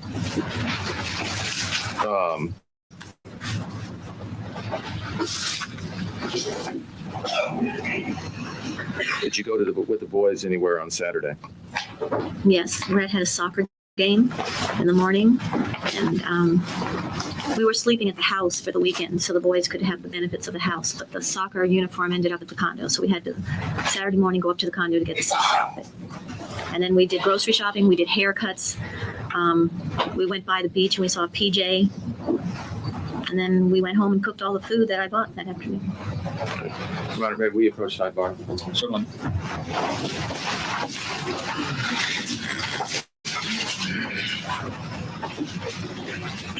Well, while the judge and the lawyers are talking, where we can't hear them, gives us a chance to talk for a minute. Let's talk a little bit about the quality of this in the tone of this direct examination. Okay, the direct examination, when a lawyer has their client or their witness on the stand, the real goal is to get the story out in as crisp. They have not done this in any video I have watched. And we've done a few. We did the Eileen Wuornos trial, which was pretty long. Plus this one, this commentary thing is weird. So I apologize. Usually they just skip over the sidebars. And as sharply focused a fashion as possible. After all, this is your chance to tell your side of the story, literally your day in court. Mm-hmm. So you want to make sure that you're not all over the place, that whatever your points are, the jury's going to understand them. In many ways, a good direct is like reading a real good book. Each chapter has a heading, and here are the points under that heading. And then you know when the attorney switches to the next topic, because there's an introductory question that says, now let's talk about the gun.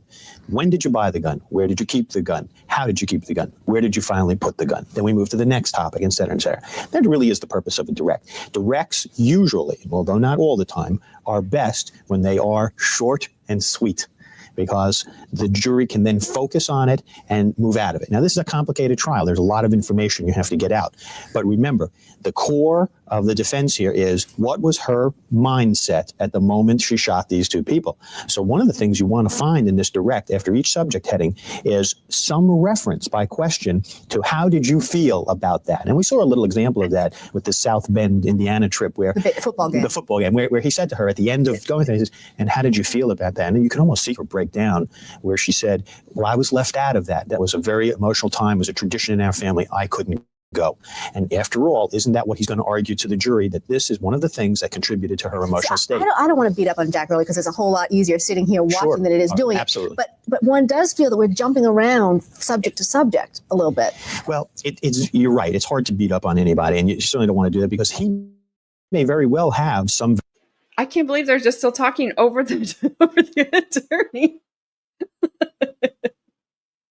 But yes, Lauren, the entire trial, we'll watch all of it, but it's available. It's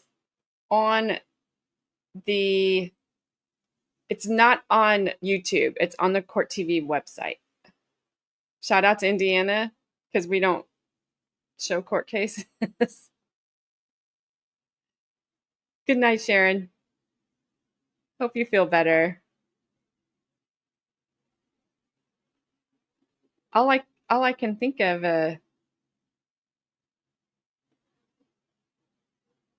is they think about his questions about like we think about his questions as they've been kind of long and pointless.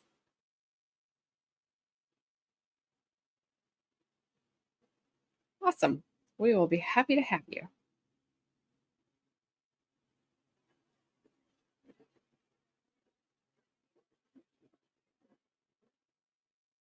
Wait. Her mindset then and now I suspect can be described as batshit crazy. Yes, I would say you're correct. Just saying. Takes a special kind to drive through the front door of your ex, especially a brick house. You're getting, wait, not for this anything here, right? You're getting haters on my reaction comment to bullying and harassing jurors. Oh, other trial. Got it. I was like, not for here.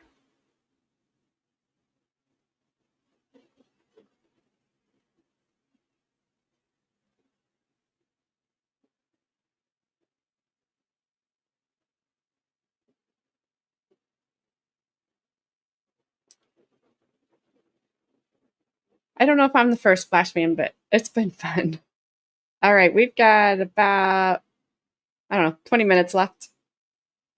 Hopefully these people stop talking and we can hear some more of these wonderful questions from Ben Stein, which is who this attorney reminds me of. Very great master plan in mind that we don't see at the moment. On the other hand, the real goal all the time has to be the jury. Those are the people who decide. So you want to make sure you're communicating to them in as simple, straightforward a manner as possible. And we saw one example, which we didn't quite understand, where he was going along. He had referred to the gun earlier, and then all of a sudden jumped back into the gun, and it went on to another topic. It was sort of like the gun was inserted as an afterthought. Because you really, this is a very emotional story that Betty Broderick is telling, and as you sort of, you get swept up in it, and it's almost like changing gears, but doing it badly sometimes. In fact, we were talking about it, and you said if you had to plot this on a graph, you'd be going like this, up and down with the witness. So sometimes she's very emotional and soft. Very focused. Right, and focused, and she gives you a good answer. And then there are other times when you ask her a question, and she seems very hard and very almost cutting. I think Benny would have been like a young. Kind of up and down is going to have an effect on this jury. Well, it's interesting, too, because sometimes a story or a vignette is sort of dropped in, parachuted. Suddenly, in the middle of a line of questioning, we had this story about the party that her daughter Kim had allegedly, according to Betty Broderick, had at the house. And you, if you're a juror, I'm wondering, if you're not wondering, what's that doing here? Why was that inserted? What point were you trying to make, and how does that fit into the grand scheme of things? The other point that you want to make about a direct, and this is an intangible that has nothing to do with how you ask the question. Remember, if you are at a party, and this has happened to all of us, and you're talking to somebody who's rather dull or boring, you tend to adopt the manner of the person who's talking to you. On the other hand, if the person you're talking to is animated and lively, you tend to become more animated and lively in response. That's very important in a courtroom when you're questioning witnesses, particularly if it's your own witnesses. You want your witness to be lively, but not too lively. You certainly don't want your witness to be there moving along either unevenly or monotonally. So it's important how the attorney, and we should watch for this, not only in this case, but in most cases, how does the attorney's manner of asking questions affect his or her witness? I don't know, Let's go back to court and watch for some of these points that Marvin Schecter's just clued us into. Let's go back to court. For the whole evening? No, I didn't mean to. I just couldn't sleep, and so I got up, and it seemed like I'd stay up. I went in the kitchen, and What was it like outside? Was it light, dark? getting light, which is probably why I stayed up. But I didn't know if I would have stayed up. I would crawl back to bed and go to sleep again. I couldn't take a shower. I knew that because Rhett was in my room that would have awakened him. What did you do when you got up? Mrs. Broderick is talking about a weekend that her two young sons, Rhett and Danny, spent the weekend with her. Bar stool that we have. Did you start to do anything? I started to read a newspaper. The bar stools are on this side of the bar, and the newspaper was where the bar stool is. And what did you do? Well, I started just looking at the newspaper, but I was too tired to even read it. It was just something to do, and I wasn't concentrating or anything. And then I saw the legal papers sitting there, and so I picked up the legal papers. Okay. Did you, were these the papers that you had received on Friday? Yes. Okay. And what did you do with those legal papers? I read them for the first time. Okay. Was there a reason that you didn't read them through when you first got them? I didn't have to read them through. It just looked like the same stuff I'd always gotten. Okay. the, No, I didn't read them through. and what was it that you received? This letter and a cover letter from Walter Mont. This letter arrived in an envelope from Walter Mont. Okay. And what did the letter say to you? The letter said to me, Don't read the letter. Just tell me what you remember the letter saying to you. it said to me that you're going to jail, that you're going to be fined, that Linda's going to screw around with the machine again and keep you from your sons for the next 2 weeks, going to play her games again, and it's going to drive you crazy, and that's why she's doing it, to create contempt orders, that I was going to have to go back into the system, that Dan Broderick was now going to do to Walter Mont what he did to Tricia Smith, is that I hired Mr. Mont to do a custody fight, and we're going to drop the custody fight and play this contempt game again. It meant that That seeing the boys was going to be put off and put off and put off, and I just stood there and I felt so sorry for my boys, that they were missing everything in childhood. And I already mentioned that Danny was 13, and so the older the kids get, and we miss all these things like Halloween and stuff. Those moments are forever gone, and they're never coming back. And so this meant to me that I was not going to get the kids for the whole school year probably, and that I was going to have to waste money fighting in court about stupid things, and that Dan was just going to jerk me around and mess up the money undoubtedly with the fines. And then I had the condo going, I had the house going, and I was in flux here, and I had a third mortgage going. And so if he fined me like he used to fine me and take the money away, all these moves that I was making to get control of my life and make decisions were totally dependent on that monthly check. And if he pulled the monthly check, everything would come crashing down. I was very resentful of what he was doing to Kim. When I hung up that phone, I said, Kim, don't worry, Kim, I'll take care of it. No problem, I'll take care of it. And then I hung up that phone to that son of a bitch treating my kids like that, because this was our oldest child, and I thought she should be in the finest college instead of being jerked around by an asshole. And How was your mental condition then?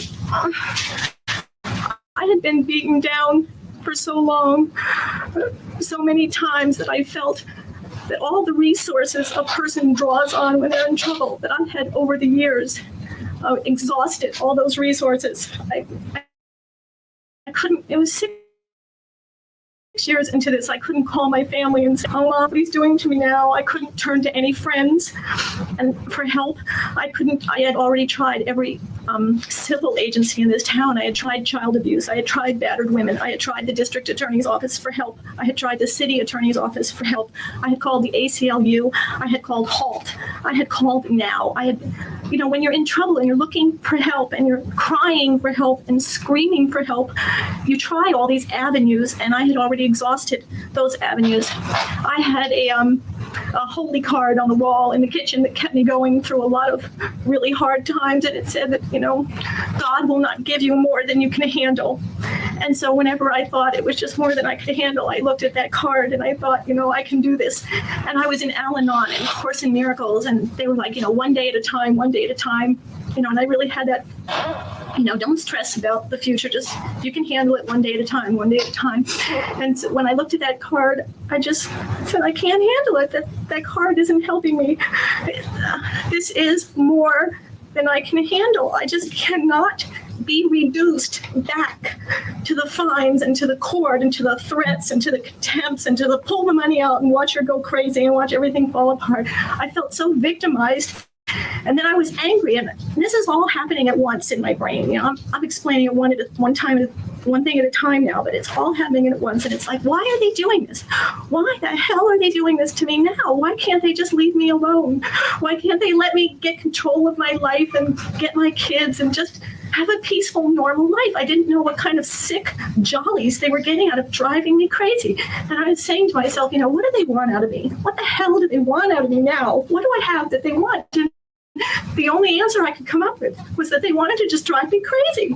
It was sadistic what they were doing. There was nothing else that I could give these people to get away from them. And so I just went out of the house. I was going to go down to the beach. How would you describe how you were? Did you feel depressed, happy? No, I believe she's just described it. Physically, can you describe, was there any physical? physically beaten down through this whole thing. I couldn't handle being sued from the day one. I didn't know how to protect myself or defend myself. And every time legal papers came, I felt they were an attack. And I was scared, and I felt that I couldn't personally defend these things. And I tried the legal system, and I tried lawyers, and I tried myself, and I tried going to his house. And as I say, I just exhausted all of these avenues for coping with things. Now, But would those feelings having a physical? Okay, Flash fan, you asked fake crying, fake waterworks. I'm going to say, yeah, because she just turned it off just like that when he said, okay. And she goes, yeah. And she just turned it off. We saw her cry.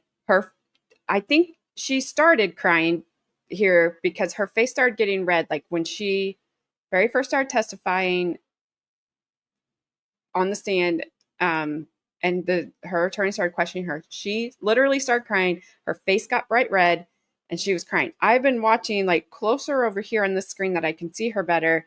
I don't see tears, but it's really kind of hard to tell. So I wasn't sure. I think she kind of started getting worked up, but then as it went on, she got over it. And then, but she just turned it off immediately. And so, yeah, I'm going to go fake waterworks.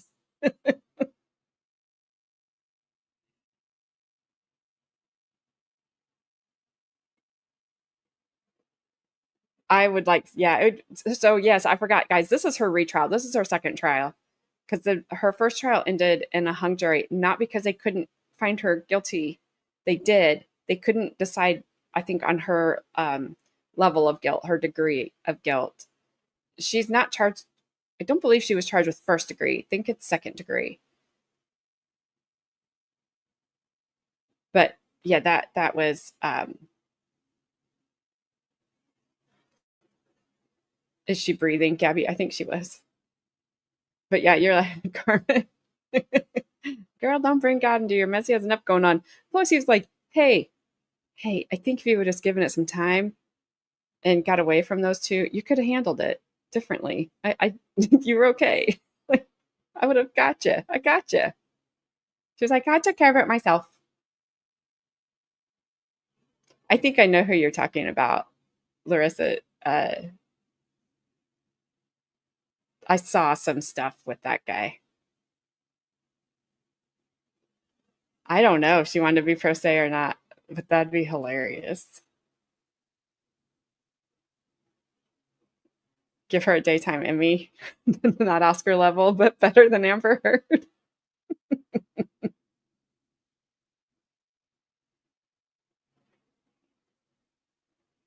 Second degree. Okay. I think is that what you're saying, Flashman? The face of am I selling this about?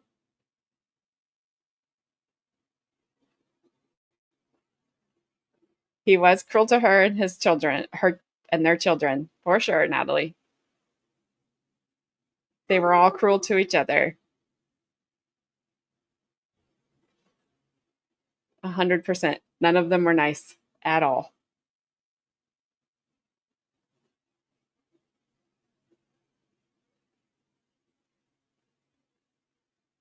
All right.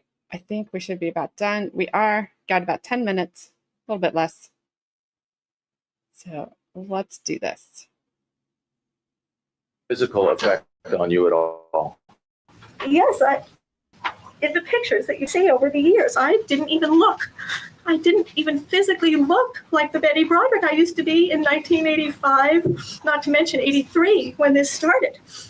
I was turning 42 years old on November 7th of 1985. No, I'm sorry, 1989. And that would have been the anniversary of me slitting my wrists in 1983. And I'm thinking, God, I was slitting my wrists in 1983. This is 1989, 6 years later, and it's gotten nothing but worse. I can't make this stop. I cannot get out of this mess that Dan started in 1983. You said that you left. Why did you leave? because I couldn't even stand up. I was just like this, and I just didn't know what to do, and I didn't know who to call. I didn't know where to go, and I just didn't know what to do. So I just went out of the house. When you go down to the beach, there's a lot of air, and when you're feeling like I felt, you hyperventilate a lot, and you feel like you can't get a breath, and so you go down to the beach because of all the air, just to make yourself feel better, and walk along or something, or just sit on the bench or something. But it was basically to get the air. Now, how would you describe your thinking, and then was it clear thinking? I've already described, I've tried to say what was going through my mind, but it was all going through my mind at once. Did you, when you went down to the beach, did you write something before you went to the beach? Before you left, did you write something on the letter?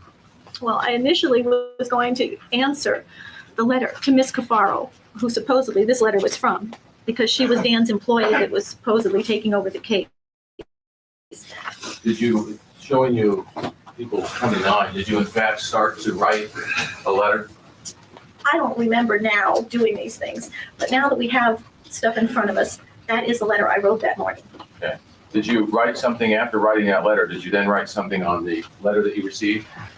Yes, I tried to write a more businesslike letter to Miss Cafaro. I don't even know what it says now unless I read it. And then I just gave up. And I wrote a suicide note and left it on the kitchen counter like this. And it just says, I can't take this anymore. And then it says 3 things that I can't take anymore. Do you want me to read them? Yes. Number 1, Linda Kolkena, the cunt, interfering with what little contact I have left with my children. She's been doing it for years. We've litigated it continuously. Number 2, the constant threats of court, jail, contempt, fines, etc., which is very scary to me, and no matter what the evidence, I always lose. Number 3, them constantly insinuating I'm crazy. The last sentence of this letter says that her emotional disturbance and mental disease, it says that they're not improving. And that just, that's the same thing that he'd been telling me since 1983, is that I'm emotionally disturbed and I have a mental disease. And it was never that. It was just that I couldn't stand getting attacked like this. And so it appeared that I was crazy or upset, and I was, but it was situational craziness. If they would just leave me alone and let me have a life, I'd be fine. Did you end up going to the beach? I left the house to go to the beach. I never got to the beach, no. And why was that? Because I go down to the beach. That was the first thought, or just go to the beach, just get the air. And then I thought I was just going to fucking blow my brains out. I said, no, let's not do that. That's not what's good for the boys. We're going to go over, we're going to talk to Dan. We're going to just try one more time to talk to Dan, to tell him to give me the kids and just leave us alone. He doesn't even have to give me any money, just leave us alone. So I went over to talk to Dan. Okay. What were you going to do when you went to Dan's? I was going to ask him for the kids and to just leave me alone. And if he wouldn't agree at all, I was just going to kill myself in his house, not down at the beach and not at my house. And I had been contemplating suicide for a long time. It's in the diaries. I was extremely despondent in what was going on in my life here because I couldn't handle it. And I knew that if I killed myself, it was going to be in front of Dan Broderick, so that he couldn't just say, see, I told you she was crazy. I had nothing to do with it. Were you angry at yourself at that time for not being able to do things with the children, getting them out of this? Objection, Your Honor. Reading. Abstain. Were you angry at anybody at that time? Yes. When you feel that you're victimized like I did, you have a lot of self-hate because you can't handle what's going on. And I was mad at myself for not being able to handle this. And I had promised those children for years, don't worry, kids. I'll take care of this. I'll get the lawyer. I'll get the psychiatrist. I'll do what we have to do. Don't worry, kids. I'll take care of this. And they told me to hire Walter Mond, and I disappointed them again because I promised them by this September they'd be living with me. And I promised and been unable to live up to my promises for so many times. And then on this day, I just felt that I had absolutely failed those kids. I could not get them. And I tried, and I wasn't going to get them. We were going to play this game instead. And the kids were going to be very disappointed in me. And it was important to me that I protected my kids and did what I promised them I'd do. Now, where was the gun at that time? In the purse, in the car. And did you ever at times carry that gun in that purse? I didn't actually carry the purse very much. It would stay in the car because it was a big purse. And if I went shopping, I'd take a checkbook or I'd take a credit card or something. But the purse usually just stayed in the car. Was there a reason that you put the gun in the purse at times? To hide it from Danny and Red, yes. The They were fascinated with it. I didn't want any accidents. They didn't listen to my first admonitions that if you touch this, I'll kill you. And they touched it, and I was afraid someone was going to get hurt. when they were over there, did they ever look for it? They were fascinated with it. I don't know if they actually looked for it, but I would believe that they probably did. Now, when you went over to Dan's house, it was early in the morning? Yes. Okay. And did you took the gun with you? Did you take the gun with you to, when you got to Dan's house, did you take the gun with you? Yes. And what was the purpose of taking that? Every time I went to Dan's house in the past, I get this, 10 seconds or I'm going to call the police. Or once I got there to talk to Dan and Linda was in the window saying, you want me to call the police and stuff? So I brought the gun with me initially to make them have to talk to me. And if they said they were going to call the police, I'd say, no, you're not. Did you plan to do anything if they didn't talk to you? I told you, yes. If they wouldn't deal with me and wouldn't give me the kids, I was just going to kill myself.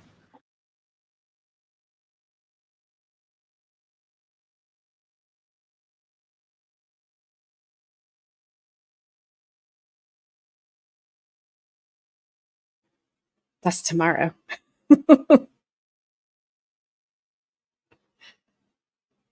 Oh, goodness. So tomorrow, yes, fade to black. And it just goes on to the next, and it's a weird trying to hit the pause. Sometimes it plays, sometimes it doesn't. So you're like kind of trying to wait, and then it wouldn't come up. It was a thing. It was a thing. Didn't need to be a thing. So tomorrow we will see the rest of the defense, her attorney's direct, and then we will go to cross-examination. And I'm looking forward to that because I think we will at least get some good questions and not these repetitive ones. She at least finally started like asked and answered, so we got kind of moving. It has taken us all this time to get to November. So like we are getting up to the event. Lauren, it'll be at 6:30 p.m. Eastern time tomorrow. So I will, yes, Flash Fan, I will be here tomorrow. Just when she was starting to make sense, Bri. Do not leave your purses in the car, especially if you have a weapon in them. Good heavens, don't do that. If you can't trust your kids, like if you're scared your kids are going to get a hold of it, get it out of the house maybe, or get a safe, but don't leave it in your car. Like, wow.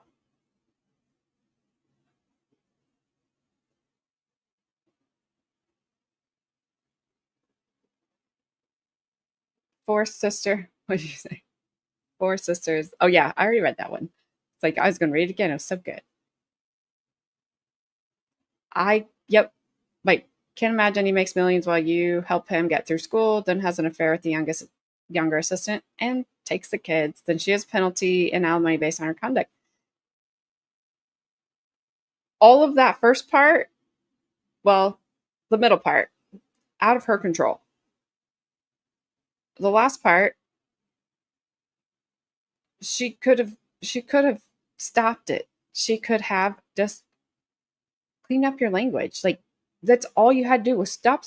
Like her son kept saying over and over to her in that voicemail, stop saying bad words. Please stop saying bad words. Like he was begging her.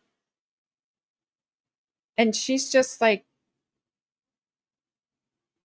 no, like,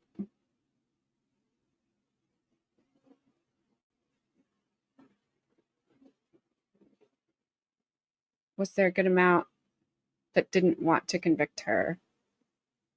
Tell me tomorrow. No, you're not. Lauren, you were 5 in 1989. I was in high school. I have a Discord. Yes, there is no door charge. You're not too old. All I would tell you is to turn your notifications to silent, because sometimes they get very chatty and you don't want your phone just ding, ding, ding, ding. That's what I tell everybody. Just turn the notifications on silent.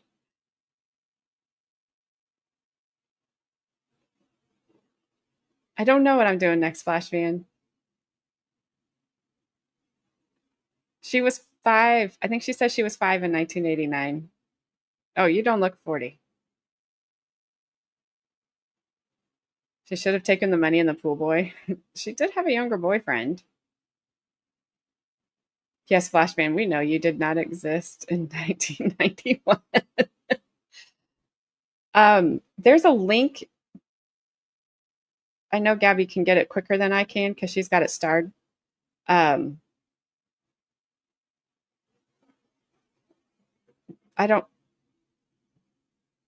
can do Discord on the computer. You may have to download the app. Because I have it on my computer. I have it on my phone. But it's separate. It's a separate app. But it's fairly easy. Mine's not like super busy. I was just AT2 and 24. 24. Carmen, I don't even know that you were a swimmer in 1989. That's all I'm going to say. That's all I'm going to say. Yes, Lauren, here is the Discord link. You don't have to do a thing. It's all free. They have fun in there. Gabby's in there a lot. I'm leaving my Discord to Gabby in my will. Yes, I figured it was military terminology, and all I could think of was non-military things and the Terminator. So thank you, Lauren. I enjoyed having you here.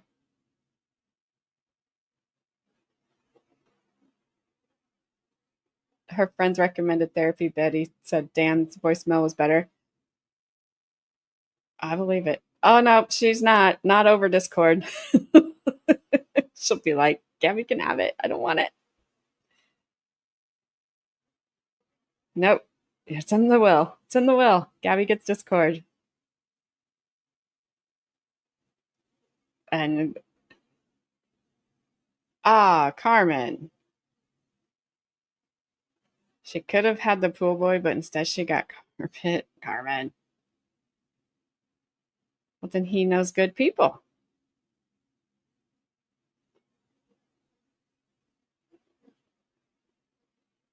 All right, guys. So again, 6:30 p.m. tomorrow, Eastern time. We will pick this up, finish the direct, get into the cross. I'm excited. Tomorrow marks 6 of 12, so we are getting through Betty's testimony. And we still got a ways to go in this trial. I'll just tell you. It was your job in the Navy Aviation Electronics Technician. That makes sense. I saw T2 and then I went to Terminator. Sorry. Maybe you were a Terminator. I don't know. Bri, don't ask Carmen those kinds of questions.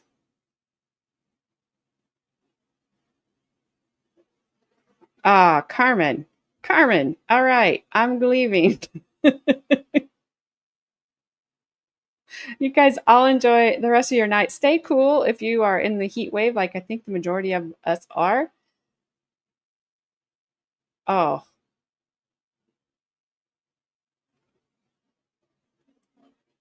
CVB41.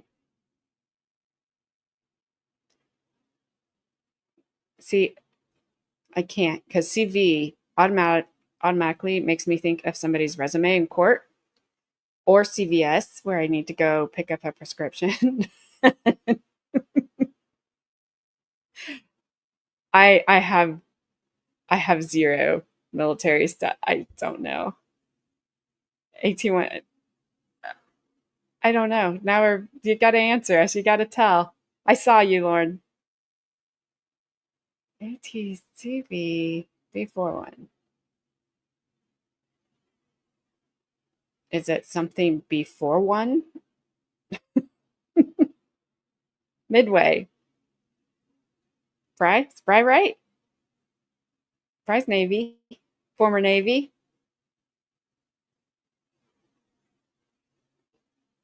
Gabby. 81 is is that a Star Wars name? No. I'm waiting for the answer. Do, do, do, do, do, do, do. You'll Google it and get back to you later.